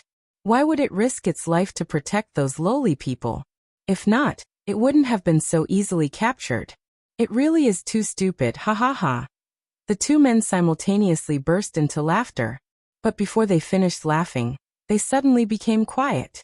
The two people only felt a slight pain on their neck before a purple vine quietly wound around them. Catching them off guard, it suspended the two people high up in the air. The two people's faces showed shock, but they weren't frightened at all. From head to toe, their spiritual energy was suddenly set free. The short and stout guard already began shouting. Who launched a sneak attack? Come out for your daddy. But just as his words were said, both men discovered that something wasn't right. They realized that the 10 square meters surrounding them was enveloped in a layer of a purple enchanted boundary. Inside this enchantment, they found out that their spiritual energy was restricted, and their voices couldn't be transmitted out. And at this moment, all the people inside the prison were occupied with their own matters.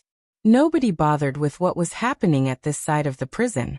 The two men's faces finally had some fear in it, and their eyes were filled with confusion. As they violently struggled, they also shouted until their throats were hoarse. What does partial credit count for? If you have the skill, then come out and fight with your daddy. As soon as his voice fell, the figure of a woman appeared from the darkness. The pretty, seemingly moonlit complexion opposed the prison which reeked of blood. But her dark and icy eyes seemed somewhat crueler than this dark prison. You, what sort of person are you? The thin and tall man raised his voice and yelled. How did you get in here? Hushi didn't pay any mind to the two hollering people. Instead, she step by step walked to the corner that the meatball had been thrown into. Air grazed against it as blood dripped off the furless body, causing it to shudder from pain. The hands resting by Hushi's side suddenly clenched, and her fingernails dug into the hollow of her palm. Blood dripped from her fingers, but she took no notice of it. A scene from her previous life appeared in front of her eyes. She was in a heap of garbage. After rummaging through it, she finally found her Didi's one body. He didn't have an intact skull or a thin body. There were only entirely broken remains. That sort of despair, pain, and overwhelming hatred was something Hushi wouldn't ever forget in her lifetime. After that, she abandoned all emotion and forgot all her dreams. With all her might, she began to become stronger so that her hopes could no longer have that sort of despair. After reincarnating, she thought that she was strong enough, that she could protect whoever she wanted to protect. But in the end, she couldn't do anything well. She lost Wet Nurse Chun. She lost that warm family. Now did she also have to lose Xiaoli? Hushi slowly lowered her body. She wanted to carry Xiaoli, but her shaking hands didn't even dare to touch her, because she knew that without the protection of fur, her skin was naked and exposed. This was a kind of suffering and torture. Even being touched by air would cause her to feel so much pain it wouldn't want to live, let alone being touched by her hand or clothes. And at this moment, the tall and thin man who was suspended midair suddenly came back to his senses and yelled. You are that young genius doctor? Aren't you supposed to be in the front yard? Why have you appeared here? The light in Hushi's eyes dimmed as dark raging flames dyed her glassy black eyes.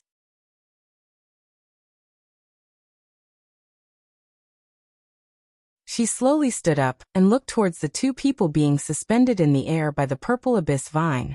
You guys are fond of skinning people, right? The two people's faces were filled with bewilderment. The expression of the youth in front of their eyes was too excessive, causing their bones to be filled with terror. As if this youth could dismember their body into thousands of pieces by just looking at them. The short and stout man couldn't help but shout. You better not be too arrogant. Elder Jiang and the others will quickly find out about your presence. You're just an insignificant foundation establishment stage youth. Even if you have some small tricks, when you meet Elder Jiang and the others who are at gold core stage, what use will you be? If you obediently listen and sit with your hands tied, waiting to be captured, then we can ask for leniency for you. Having heard what was said, Hushi lowly laughed. The purple abyss vine swayed around before putting the people, who were suspended in the air, back down. The two people thought she was afraid and became overjoyed at the good news. The short and stout male further raised his voice. You can be considered tactful. Wait for me to meet with Elder Jiang, certainly. Ah! Suddenly, his proud words turned into mournful shrieks, and simultaneously shouting alongside him was the tall and thin male. All one could see was the hole that the purple abyss vine slashed on the top of their heads. After their scalps were cut open, their red flesh was exposed. The two people cried in fear as they raised their heads. All they saw was Hushi slowly walking over and sprinkling some medicinal powder on their heads. After a moment, their heart-wrenching and lung-splitting wails filled the entire enchanted boundary the purple abyss vine put down. If an ordinary person heard that sort of pained shrieks, their hairs would certainly stand on end. But Hushi was incomparably calm. Even her ice-cold eyes resembling those of Azura from hell didn't change a bit. After 10 minutes passed, 2 pieces of undamaged skin appeared on the cold and moist floor of the prison, alongside 2 bloody people who were both hairless and skinless. The 2 bloody people on the floor hadn't stopped breathing yet. Their mouths were still incessantly letting out painful moans. Hushi arrogantly looked down on the two people and slowly said, "Don't you guys enjoy skinning off other people's skins? Now your own skin has been completely peeled off. Don't tell me that you shouldn't feel gratified?" Those two guards had long since already started letting out more air than taking air in. Soon, they would meet a violent death. Hushi waved her hand and beckoned the purple abyss vine. She was just about to end their lives. When suddenly she heard 1111 Suso sounds, and without waiting for her to react, countless insects and ants came out from somewhere within the prison. They looked like black waves, going towards the two bloody people. In the blink of an eye, numerous insects and ants crawled all over the two bloody people. Some dug into their mouth and nose, others gnawed on their flesh, and some dug into their eyes only to emerge from their nostrils again. Over and over again, their anguished wailing shook the enchanted boundary the purple abyss vine placed down. Even Hushi, who was used to seeing large scenes, became more frightened than she would be seeing the scene down in the 18th level of hell. This scene shook her so much, her expression didn't return. After waiting a few minutes, the anguished wailing came to a stop. Those two bloody people had already become a pile of ghastly bones. And those ants and insects resembling waves retreated the same way they came, noiselessly. When they passed by Xiaoli, they halted for a moment. But they didn't seem to have the desire to go gnaw and bite her. Instead, one after another, they spit something out of their mouths. Soon after, the ants and insects completely dispersed. The only thing left behind were the bones of the two guards.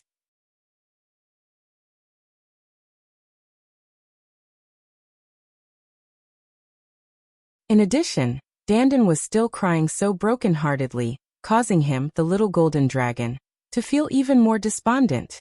He didn't want to see Dandan, that fellow, crying. But the little fox's whole body had been stripped of skin, and her body's enchanted force was almost entirely drained.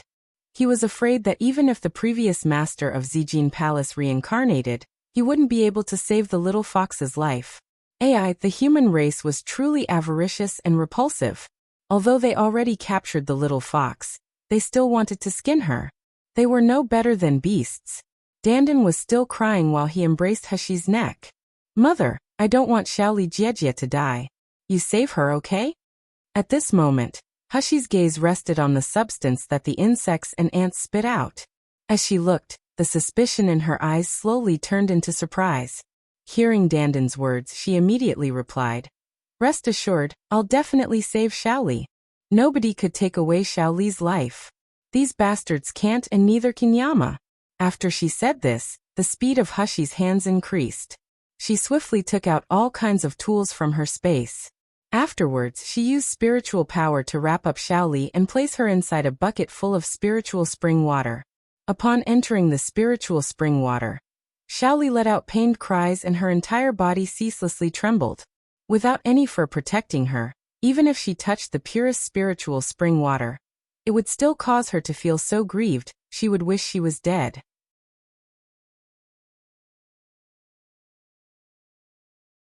Dandan covered his face as he cried, not daring to look at Xiaoli's pained and anguished appearance. His small face was filled with concerned and frightened tears. The little golden dragon sat next to Dandan. He couldn't help but look towards Hushi with a gaze filled with suspicion. He was completely convinced that this woman didn't have the means to be able to save this little fox. After all, this nine-tailed fox had no fur, its enchanted force was half gone, and it was only at Meridian's stage. But at this moment, Hushi's expression became steady and calm. She quickly took out medicine powders from her space and sprinkled it into the spiritual spring water. These anesthesia medicines were used to numb the nerves. Once they entered the bathing bucket, Xiaoli's cries gradually changed into moans. Only her eyes stayed the same, closed shut from the pain. Her body was still twitching intermittently. Hushi cautiously and solemnly took the fur out of the jade box. Using spiritual spring water, she carefully cleaned it. Then, under the little golden dragon's astonished gaze, she picked up a ball of yellow translucent gelatinous substance from the floor and began slowly smearing it on Xiaoli's fur. Flabbergasted, the little golden dragon questioned, What is that?" Hushi's movements didn't stop as she quietly replied, "This is nectar from the thousand-leaf flower. I saw on ancient records there was a replenishing bone and growing flesh efficacy. It's just that, according to ancient records, this flower is extinct in Miluo continent. It's said that, as long as you smear this nectar in a large quantity of replenishing spiritual energy medications, you can regrow the limbs of martial artists. Don't even mention rebinding skin and meat. Finished speaking, Hushi no longer paid any mind to the little golden dragon's astonished gaze. She took the fur, that had been cleaned by the spiritual spring water, and had thousand-leaf flower nectar smeared on it, out of the spiritual spring water. Soon after, Hushi's hands began to move faster. She carefully and quickly covered Xiao Li's body with the fur, allowing every inch of the body to be completely joined together by the fur. Following that, with the flick of her wrist, 10 silver needles appeared at her fingertips. One after another, they entered each of Xiao Li's major acupuncture points.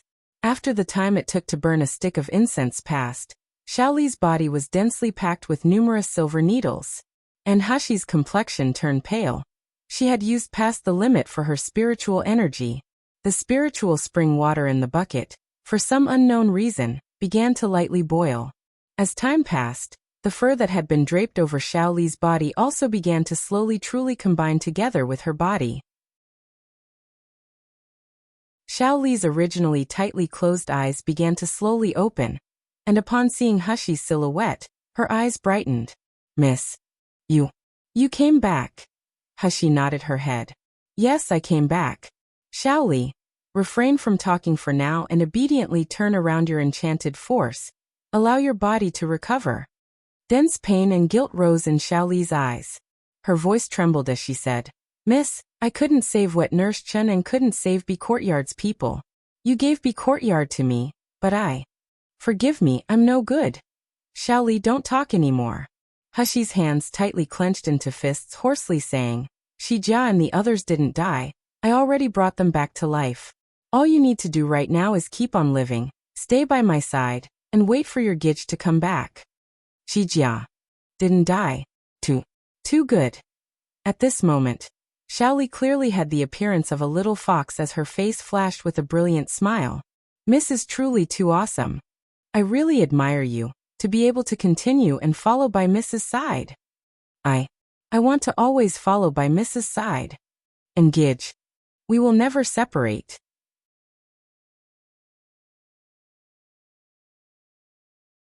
But, cuckoo. Xiao Li let out 2 coughs and her voice became more and more muffled. "But it seems impossible.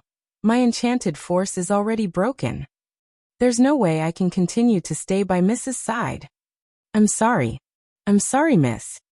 But to be able to become a person in this lifetime, meet Gidge and Mississippi Xiao Li. Xiao Li doesn't regret it one bit, doesn't feel sad at all. Miss, thank you."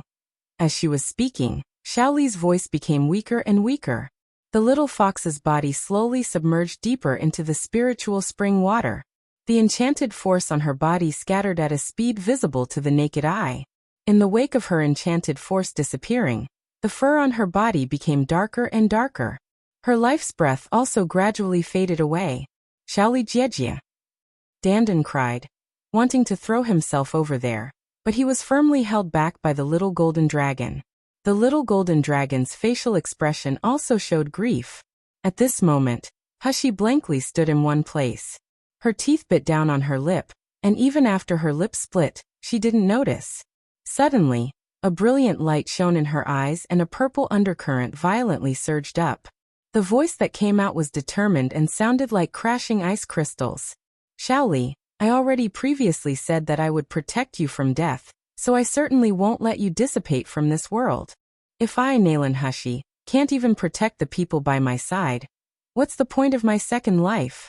When she finished speaking, Hushi suddenly took out a knife and cut the hollow of her palm. But after she injured her palm, no blood flowed out. Instead, there was a dim red glow around the wound, circling around the surrounding area. A moment later, the dim red glow scattered and a drop of diluted gold slowly seeped out of the wound on her palm, dripping onto Xiao Li's body. Momentarily, the smell of blood filled the air and the rich spiritual qi permeated the room. This was a martial artist's blood essence. The blood had just dripped onto Xiao Li's body when Hushi's fingers rapidly joined together, forming an image. After the image was formed, Xiao Li's body emitted dim, red rays of light. The dim, red ray of light appeared to be like her enchanted force scattering out. But it also seemed to be portraying a totem. Hushi's expression became extremely grave. The image formed into a lotus flower. Its profound voice yelled 2 characters. Form a contract. Right after the voice fell, the dim, red rays on Xiao Li's body suddenly went into Hushi's body. Subsequently, it slowly condensed into a little pattern that resembled the 9-tailed fox on her palm. It was just that the pattern very quickly disappeared without a trace. And Xiao Li, whose enchanted force was previously completely depleted and on the verge of death, slowly received rays of light on her body. Her breaths also gradually picked up again. Upon seeing Xiao Li come back to life, Dandan happily bounced and hopped, scuttling over to Xiao Li's side. Circling around the bathing bucket, he said, "Mother, you're really too awesome. Xiao Li Jiejie is alive. She really managed to stay alive. Too great." But having watched the scene from start to finish, the little golden dragon's eyes were filled with shock and astonishment. Hushi. She unexpectedly created a life and death contract with the 9-tailed fox. And it wasn't an ordinary master and pet contract. It was one that shared the master's fate and vitality with the spiritual pet. In other words, if the 9-tailed fox was ever on the verge of dying, Hushi would give her vitality to her, allowing her to survive. Naturally, it goes the other way as well. If Hushi's vitality was exhausted, the 9-tailed fox would use her enchanted force to replenish her life. This sort of shared life contract didn't have any advantages. Over the last 10 million years, nobody had ever concluded one because there weren't any master or pets that were willing to sacrifice oneself to this degree.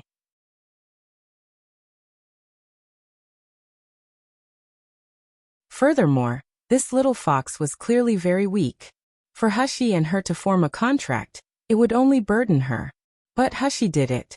Moreover, she did it without the slightest hesitation. The little golden dragon's mouth opened and closed for a while, but in the end he didn't say anything. He was incapable of comprehending Hushi's decision to sacrifice herself to this extent for the little fox. He felt an indescribable feeling. This sort of master was the type that truly deserved to have him follow them. After determining that Xiao Li's enchanted force was no longer draining and her life was stable, Hushi threw the medicinal bucket containing Xiao Li back into her space. Dandan was unwilling to go back, wrapping himself around Hushi's thigh. His little face was filled with righteous indignation. "Mother, you're going to go fight bad people, right? The bastards who acted against Xiao Li Jiejie like this are simply too abominable. Dandan wants to come with you to fight against those bad people."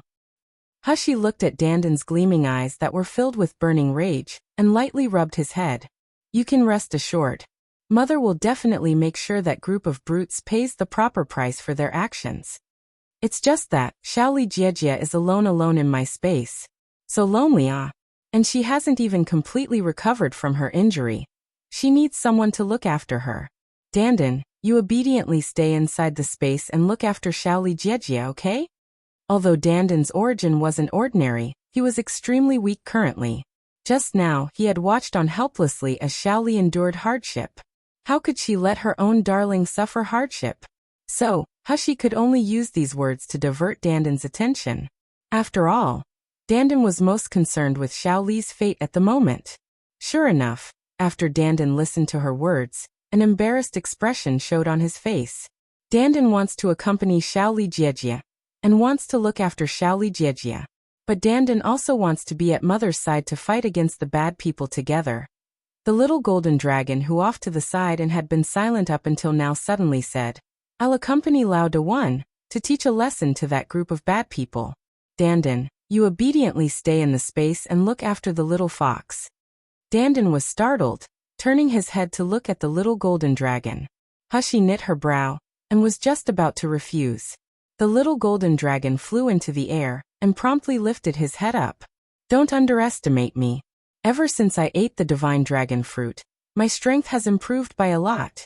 Although I'm not Lao Da's rival, Ordinary martial artists at foundation establishment stage or meridian stage are almost the same as garbage to me. I can kill them as I wish. Lauda, you deal with the main culprits while I stay to the side and tidy up those hired thugs and hunting dogs. This is okay, right? The words that the little golden dragon actually caused Hushi to become distracted. This fellow, whether it was inside the secret territory or outside it, liked being called by women and girls. Now he has so honestly called her Lauda without any mocking or teasing meaning, causing her to be unaccustomed to it. But the little golden dragon wasn't wrong. This other courtyard clearly had experts inside it. If these experts were at Meridian's stage, it would still be fine. But if they were at Gold Core stage, it would be difficult for her to manage fighting them when she was alone. If other bodyguards swarmed around her, even if she had an enormous amount of ability, nothing could be done to take revenge. Hushi nodded her head.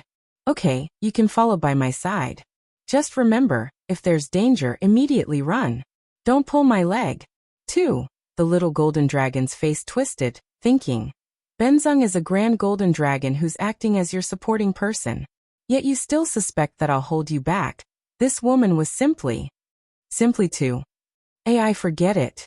Who told her to be the Lauda he personally approved? The little golden dragon's face was filled with resentment. But in the end he didn't say anything, rather he just silently nodded his head.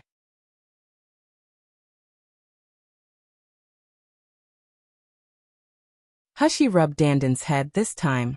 Dandan didn't continue being willful. Instead, he grabbed Hushi's finger, obediently nodding his head. Mother, I will take good care of Shaoli Jiejia. You must take revenge for Shaoli Jiejia. Oh. Dandan quickly returned back to her space, and Hushi left the purple abyss vine's enchanted boundary. Slowly, she walked deeper inside the prison. Before going to look for the main culprits to take revenge, she wanted to see what shady business these people were conducting in the prison. This sort of thick smell of blood and putrid smell wouldn't come from merely killing a few people.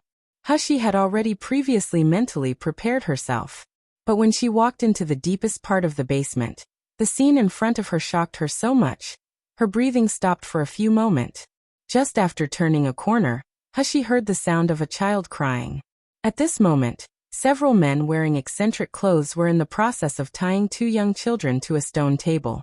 Soon after, they cut open their stomachs, but she couldn't see what they were moving around in there. Those 2 children were no more than 5 or 6 years old, and had their chest opened and stomach split without any anesthesia. That sort of pain was definitely not something they could endure. The sound of heartbreaking crying which made people worriedly pray rung out. So painful, Daddy, I'm very hurt. Save me. But the crying became weaker and weaker. In the span of a few short breaths, it turned into pained whimpers. Soon after, a brief shriek sounded out before it turned silent. Among the oddly dressed group of men, one shook his head and angrily said, unexpectedly, the fog grass failed again. This Shirlong grass seed is too difficult to grow. Upon contact with nearly every medicinal fertilizer, this seed will get swallowed by the dantian. Even a fragrant incense can't survive. Another person said, these 2 children are considered good. They were able to survive past the time it took to burn a stick of incense. Zizi. Their entire stomach got engulfed by the Shirlong grass. That manner is too wretched. It seems like the younger the child is, the great chance they have of surviving.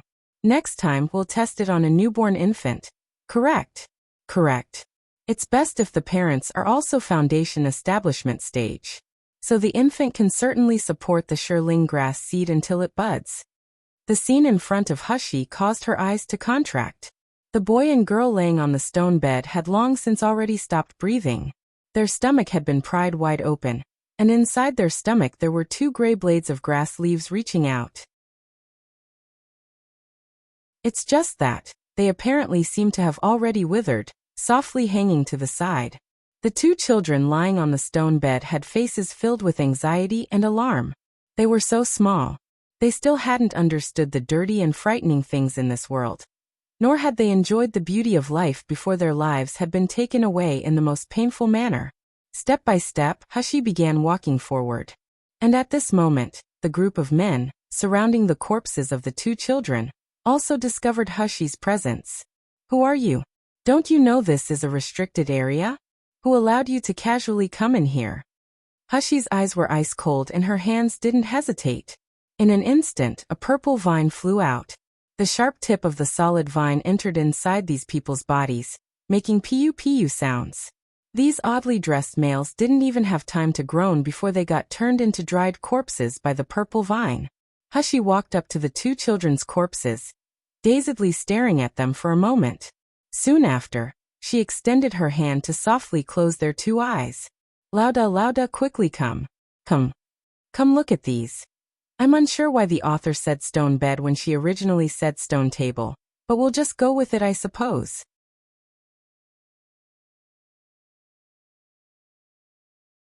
The little golden dragon who had originally volunteered to clear out all the miscellaneous people in the underground prison suddenly let out an alarmed yell.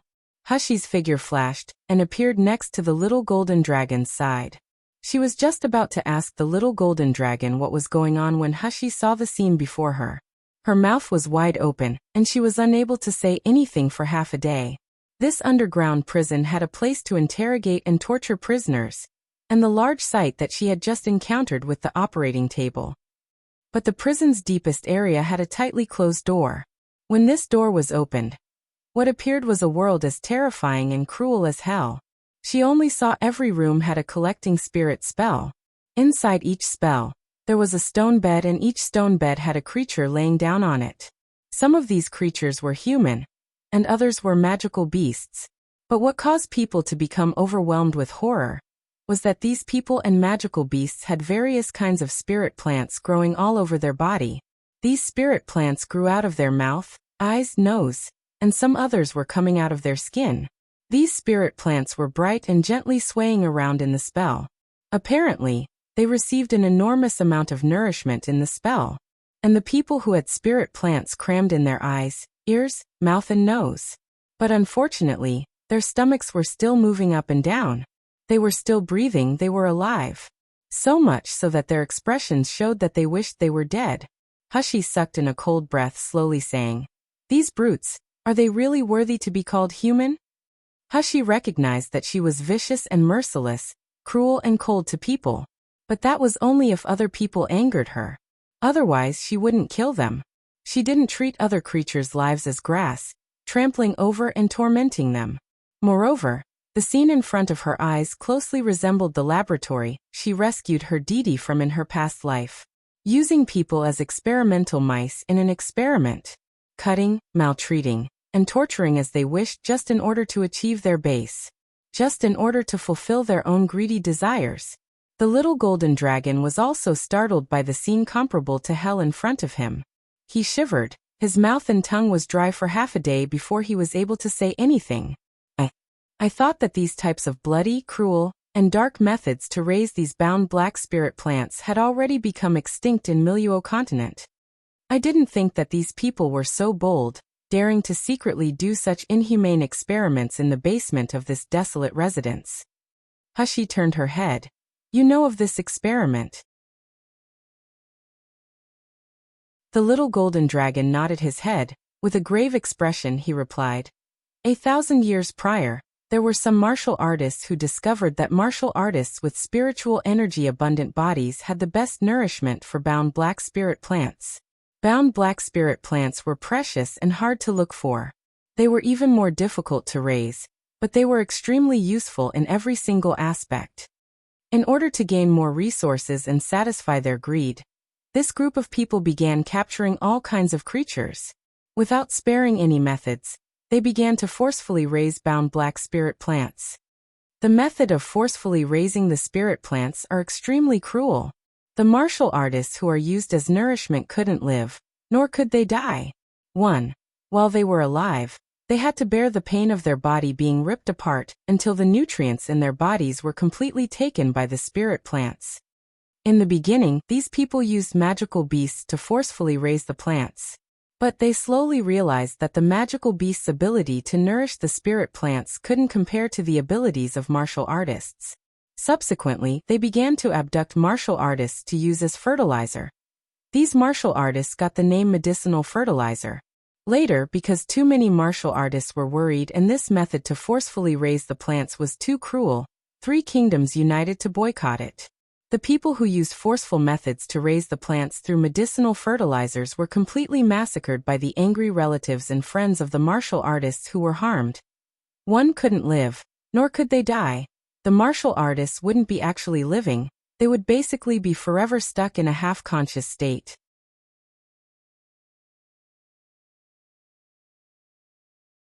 In the past 1,000 years, I haven't heard of anyone using medicinal fertilizers to forcefully raise bound black spirit plants. I even thought that these cruel methods had become extinct. I didn't expect that I would see it here. Hushi wrinkled her eyebrows, and just as she was about to speak, she heard a feeble voice behind her. Begging you, kill me. Begging you, kill me. Hushi suddenly turned her head and saw a young lady that hadn't even reached 20 years old laying on the stone bed in the opposite room. The girl was entirely naked, and her dried up and messy hair was scattered on the stone bed. Blue-black mushroom plants grew all over her body, turning her originally bright and clean flesh into soil for these mushrooms. Her body had been suffused with a rotten and stinky smell. And these mushrooms had taken root deeply inside her body. Some were mixed alongside her internal organs and dantian. Others were bound to her skeleton. Slowly, were consuming her life force. Hushi extended her hand, wanting to probe this young woman in order to further investigate her circumstances, but the little golden dragon blocked her. Lauda, don't waste your strength. These people are no longer able to be saved. The little golden dragon sighed, and with a heavy voice he said, the seeds of these bound black spirit plants were all directly planted in this people. Afterward, with the help of these martial artists' nourishment, they slowly began to germinate. Once these plants sprout, their life breath and the spirit plants merge together, becoming one. Their heart and soul will all be replaced by the roots of these plants. This is also why they can still breathe even though the spirit plants have blocked up their mouth and nose. So Lauda, even if you destroyed these spirit plants, these people would be unable to continue living. And if you don't eliminate these spirit plants, their life force will slowly be absorbed by these spirit plants until ultimately, they also die. Having talked up to here, the little golden dragon's face had a sympathetic expression on it. These medicinal fertilizers are already equal to a dead person. How long will it take for them to lose their life force? The only question is merely a matter of time.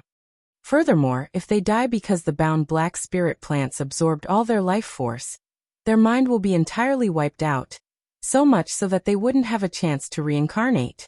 AI. Lauda, you killing them would be the best ending for them. After hearing the little golden dragon's words, Hushi sunk into silence. And the young lady once again extended her hand towards Hushi, stammering, begging you, kill us, rather than live this way. It would be better to let me die. Release. The light in Hushi's eyes slowly condensed and became calm. The purple vine in her hands slowly swayed around. She turned to stare at this young lady in the eyes and solemnly nodded. Okay, I'll agree with your request. Just as she finished speaking, the purple vine suddenly sent out a light golden flame. When the vine extended forwards, the light golden flame touched the spirit plants on the young lady. Those bound black spirit plants violently began to shake, seeming as if they were afraid and wanted to run away. But the light golden flame was incomparably strong. In practically the blink of an eye, it seemed to have swallowed the young lady and the blue-black plants inside itself. The light golden flame enveloped the young lady's body. Soon, it seemed that she would die a violent death. But the young lady's face let out a gratified smile. With sparkling eyes, she looked towards Hushi and softly said, "Thank you." Moments later, the young lady on the stone bed had been burnt into bones and the bound black plants disappeared without a trace. But Hushi didn't stop moving. The purple vine flew out of her body, bringing the light golden flame. It scattered it around the entire basement.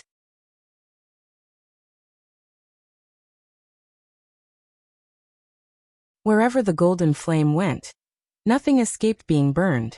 Everything turned into ashes. To the side, the little golden dragon loudly clapped his hands. Laudar is mighty, destroy all these harmful items. In the time it took to burn a stick of incense, The several hundred bound black spirit plants this underground laboratory had been cultivating for several hundred years was completely destroyed by Huxi. She collected all the corpses and using a storage ring, she stored all the skeletons inside. When this whole situation was over, she was going to bury them outside. These people had no way to live a good life, so she hoped they would be able to rest in peace after death. After completely destroying the underground laboratory, Huxi brought the little golden dragon along the former road, heading back. This one time, she didn't intend to conceal her figure. Since Xiaoli had already been saved, her only goal now was to make these brutes pay their debt in blood. Once the patrolling martial artists in the backyard saw Huxi, they all rushed forward to surround her. Moreover, all these martial artists were at high-rank foundation establishment stage, and all their clothes was the same. Between advance and retreat, they became each other's corners, closing off all ways of escape. It was clear they were well-trained and cooperative. The 30-year-old tall man leading them pointed at Huxi, strictly yelling, "Where did this rude youngster come from, daring to enter my Jiang family's restricted area?" As he was talking, he was also pointing the gun in his hand at Huxi. His body exploded with fierceness. Huxi slowly raised her eyebrow and repeated one sentence, "Jiang family?" Before coming to other courtyard, she always believed that this whole matter was orchestrated by Dr. Xie. But the two martial artists who were just skinned inside the basement had kept saying that it was Elder Jiang who let them do it. Now this guard also said, this was Jiang family's other courtyard. In other words, Dr. Xie was related to these matters, but he wasn't the mastermind. There was still someone behind him. Moreover, it was this person being called Elder Jiang. When the group of guards saw Huxi's reaction, they immediately burst into loud laughter. One of the people inside the group even said towards the lead martial artist, "Captain, there's no need to ask anymore. It's certain he's a lost little cash cow that, by chance, doesn't have eyes and was delivered to our door. However, since this is the case and he delivered himself to our door, we should accept him. It just happens to be that a few days before, didn't Elder Jiang also said that there wasn't enough medicinal fertilizers to use? Look at this youngster, such soft and tender flesh, abundant spiritual energy. And even though he is only at foundation establishment stage, he escaped our eyes and ears and entered other courtyard. It can be assumed he has some sort of capability. As I see it, he is just right to be a medicinal fertilizer." This group of guards encircling Huxi access from head to toe. Apparently, they didn't put her in their eyes at all. Huxi actually let out an eerie smile. "Medicinal fertilizer? Are you talking about those martial artists underground that are used to raise bound black spirit plants?" "What?" When the captain of the guards heard what she said, his complexion immediately changed. "You went to the basement? How is this possible?" Another guard cried out in fear. "The basement is guarded by a mysterious iron door that's 100 jin. Even a nascent soul stage martial artist wouldn't be able to force it open without the help of a magic weapon." Huxi lightly fiddled with the purple abyss vine in her hands, unhurriedly saying, "Not only have I been to it, I also completely burned those unsightly black plants. Therefore, even if you guys find countless more medicinal fertilizers, I'm afraid it's useless." When everyone heard what she said, their facial expressions became bewildered. Just at this moment, she heard the alarmed cry of another group of patrolling guards from behind her. "The basement! The basement is on fire. The fire spread up to here. In addition, it's spiritual fire. Simply can't extinguish it."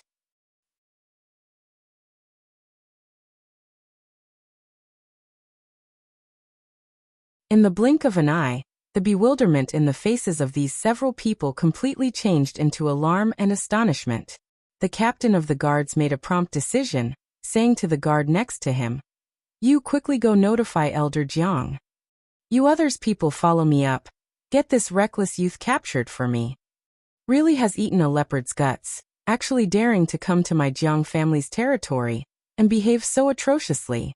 Today, Grandpa will let you know how you will die." Exactly, this youngster is merely at foundation establishment stage. Don't tell me he's able to resist all of our attacks. Everyone follow me up. But without waiting for these guards to move, Huxi faintly laughed. "It doesn't matter if you come up together, but none of you can think of running." Right after she said that, purple vines instantly launched out of Hushy's body. The person who suffered the most was precisely the guard who ran out to notify Elder Jiang. The purple vine neatly penetrated the guards' bodies. In the blink of an eye, it sucked in all of the flesh on his body. The group of martial artists witnessing this scene were scared so much their two eyes turned blank. Some of the cowardly ones but fell onto the ground. With great difficulty, the captain of the guards held onto the long gun in his hands and forced himself to stop shaking, loudly saying, "You. In the end, who are you? Do you know where our Jiang family is?" Hushy's eyes were serene and large.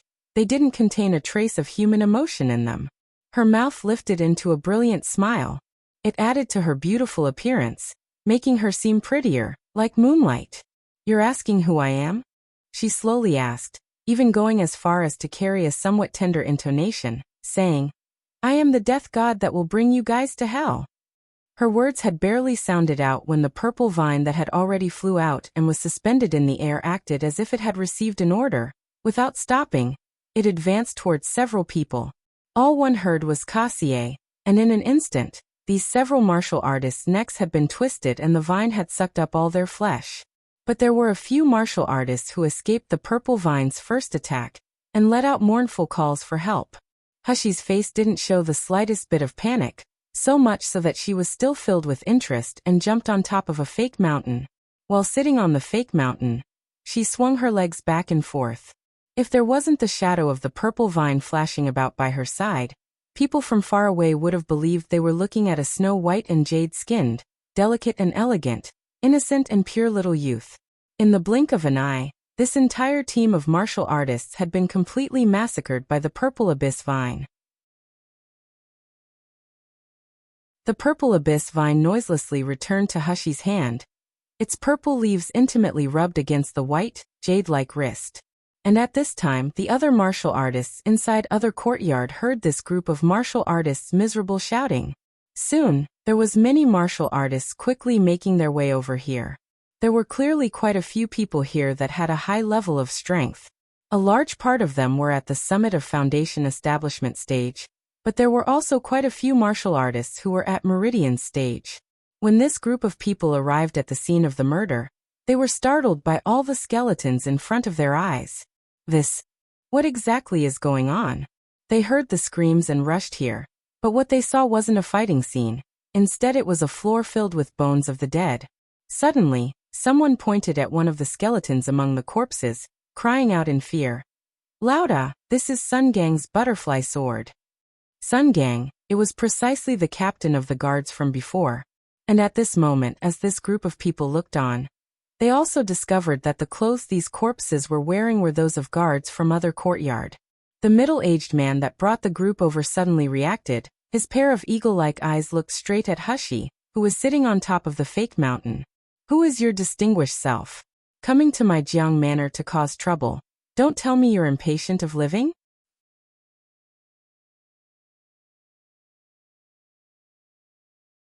Hushy's hand supported herself on the fake mountain.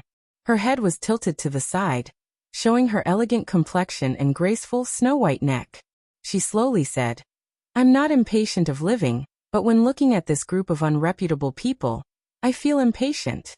Therefore, the only option I'm left with is to send you guys off to hell, so as to avoid hindering my sight." Presumptuous. Having heard what was said, the middle-aged man was seething with anger. Pointing at Hushy, he shouted, "What do you count as, actually daring to come to my Jiang manor and say such nonsense? And you even dare to slaughter my Jiang manor's guards? You really think my Jiang family doesn't have anyone? Come, follow me up. I want to see this foundation establishment stage waiter, who acts so savage with a dog's courage in my Jiang manor." His words were furious, but the middle-aged man's hand didn't stop either. He quickly took out a cold, deep green longsword. The middle-aged man poured his spiritual energy into it, causing the sword to whiz as he swiftly flew towards Hushy, who was sitting on the fake mountain. At the same time, those meridian stage martial artists who followed behind the middle-aged man also took out their magical flying swords and waited for action. Soon, the green longsword already began striking in front of Hushy. The purple vines wrapped around her slender arms suddenly swept out, one after another. All that was heard was "Pa," and in the blink of an eye, flames erupted all around everyone. That green long sword was stopped midair by the purple vine, and without waiting for the middle-aged man to respond, it suddenly turned around and facing the group of people, it flew towards them. Ah! One of the people in the group of guards let out a woeful howl as the green long sword pierced through his chest. He slowly bowed his head to look at the long sword in his stomach. His eyes were filled with disbelief and astonishment. Soon after, his head became askew as he stopped breathing. Hushi held onto the purple abyss vine as she stood on top of the fake mountain. Her silky, satin-like hair danced around in the wind alongside the purple abyss vine, who was swaying about in her hands. The youth's beautiful face showed a serene smile, seeming to be someone who came out of a painting. But at this moment, she looked as if she was Yama who would seize lives, causing people to feel terror. The middle-aged man's look became even more unsightly. The flying sword that was inside the person's stomach hummed several more times before returning back to his hands. He originally thought that this was merely a foundation establishment stage martial artist. Even if the magic weapon in their hands was more powerful, and they could skillfully and easily wipe out a group of foundation establishment stage guards. But when they ran into his own group of Meridian stage martial artists, they wouldn't be able to do devastation as they wished. But it was very clear. The fact was that his imaginations and reality were extremely far apart. In the end, who are you? Fear rose in the middle-aged man's heart, and he couldn't help but raise his voice and ask. But before he could finish speaking, Hushi suddenly flew into the air, and the purple vine in her hands whistled as it came out. All that was heard was a loud pung, as the purple vine rolled up 10 or so foundation establishment stage martial artists. Soon after, they were ruthlessly flung into a wall. It was a pity, these foundation establishment stage martial artists weren't at a high rank, so when the purple abyss vine rolled them up, their spiritual energy defense was also eliminated. Without their spiritual energy defense, they became ordinary people. To be flung so ruthlessly against the wall, they didn't even groan before all their bones were shattered as they cleanly died.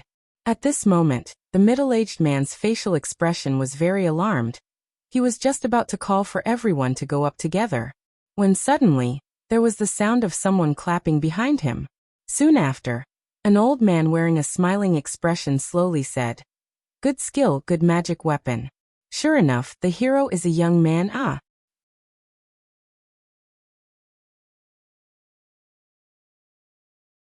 It's hard to believe that genius doctor is so young. Not only do you have exceptional medical skills, unexpectedly, your cultivation stage is also so excellent. Really makes our group of old men not want to admit to our old age.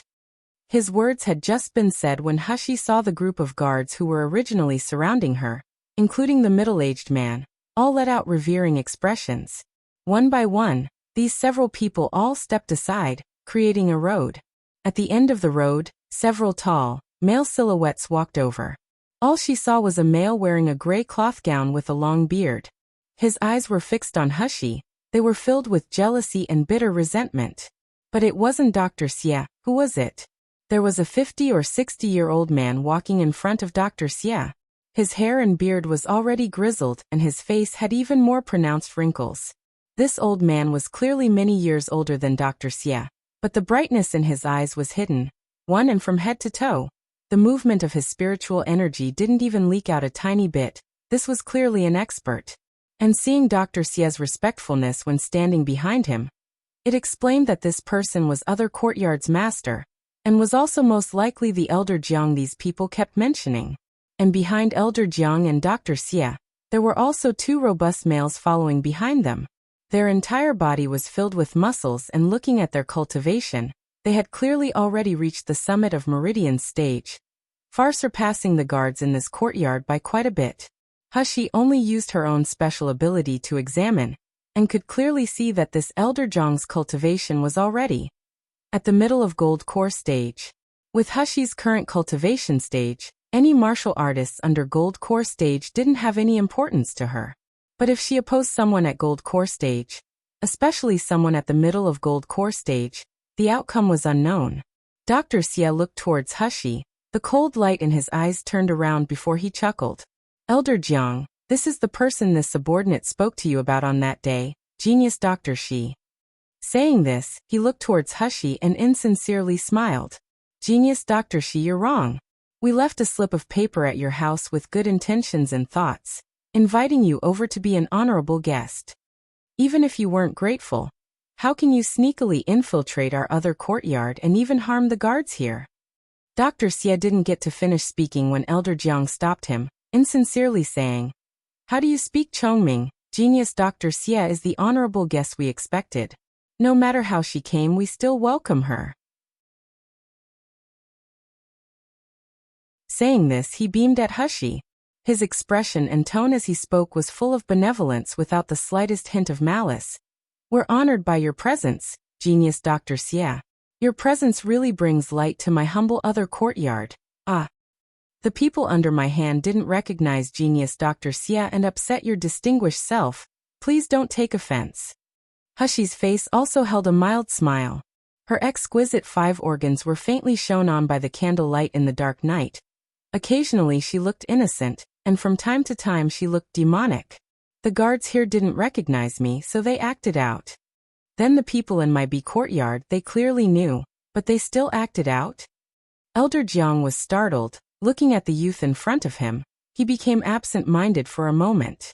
He had heard Dr. Xie say before, the genius doctor, was able to repair fractured bones and mend arteries and veins, was a young man. He now saw with his own eyes and shockingly found that this youth's age was so young, had such a fragile figure, an elegant appearance.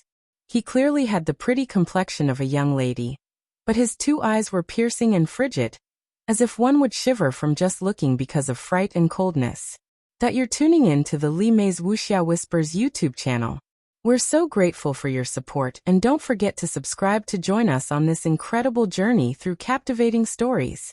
Your generosity through donations truly makes a world of difference, as it's the primary source of revenue that allows me to expand and enhance this channel for you. Thank you from the bottom of my heart for being a part of this adventure.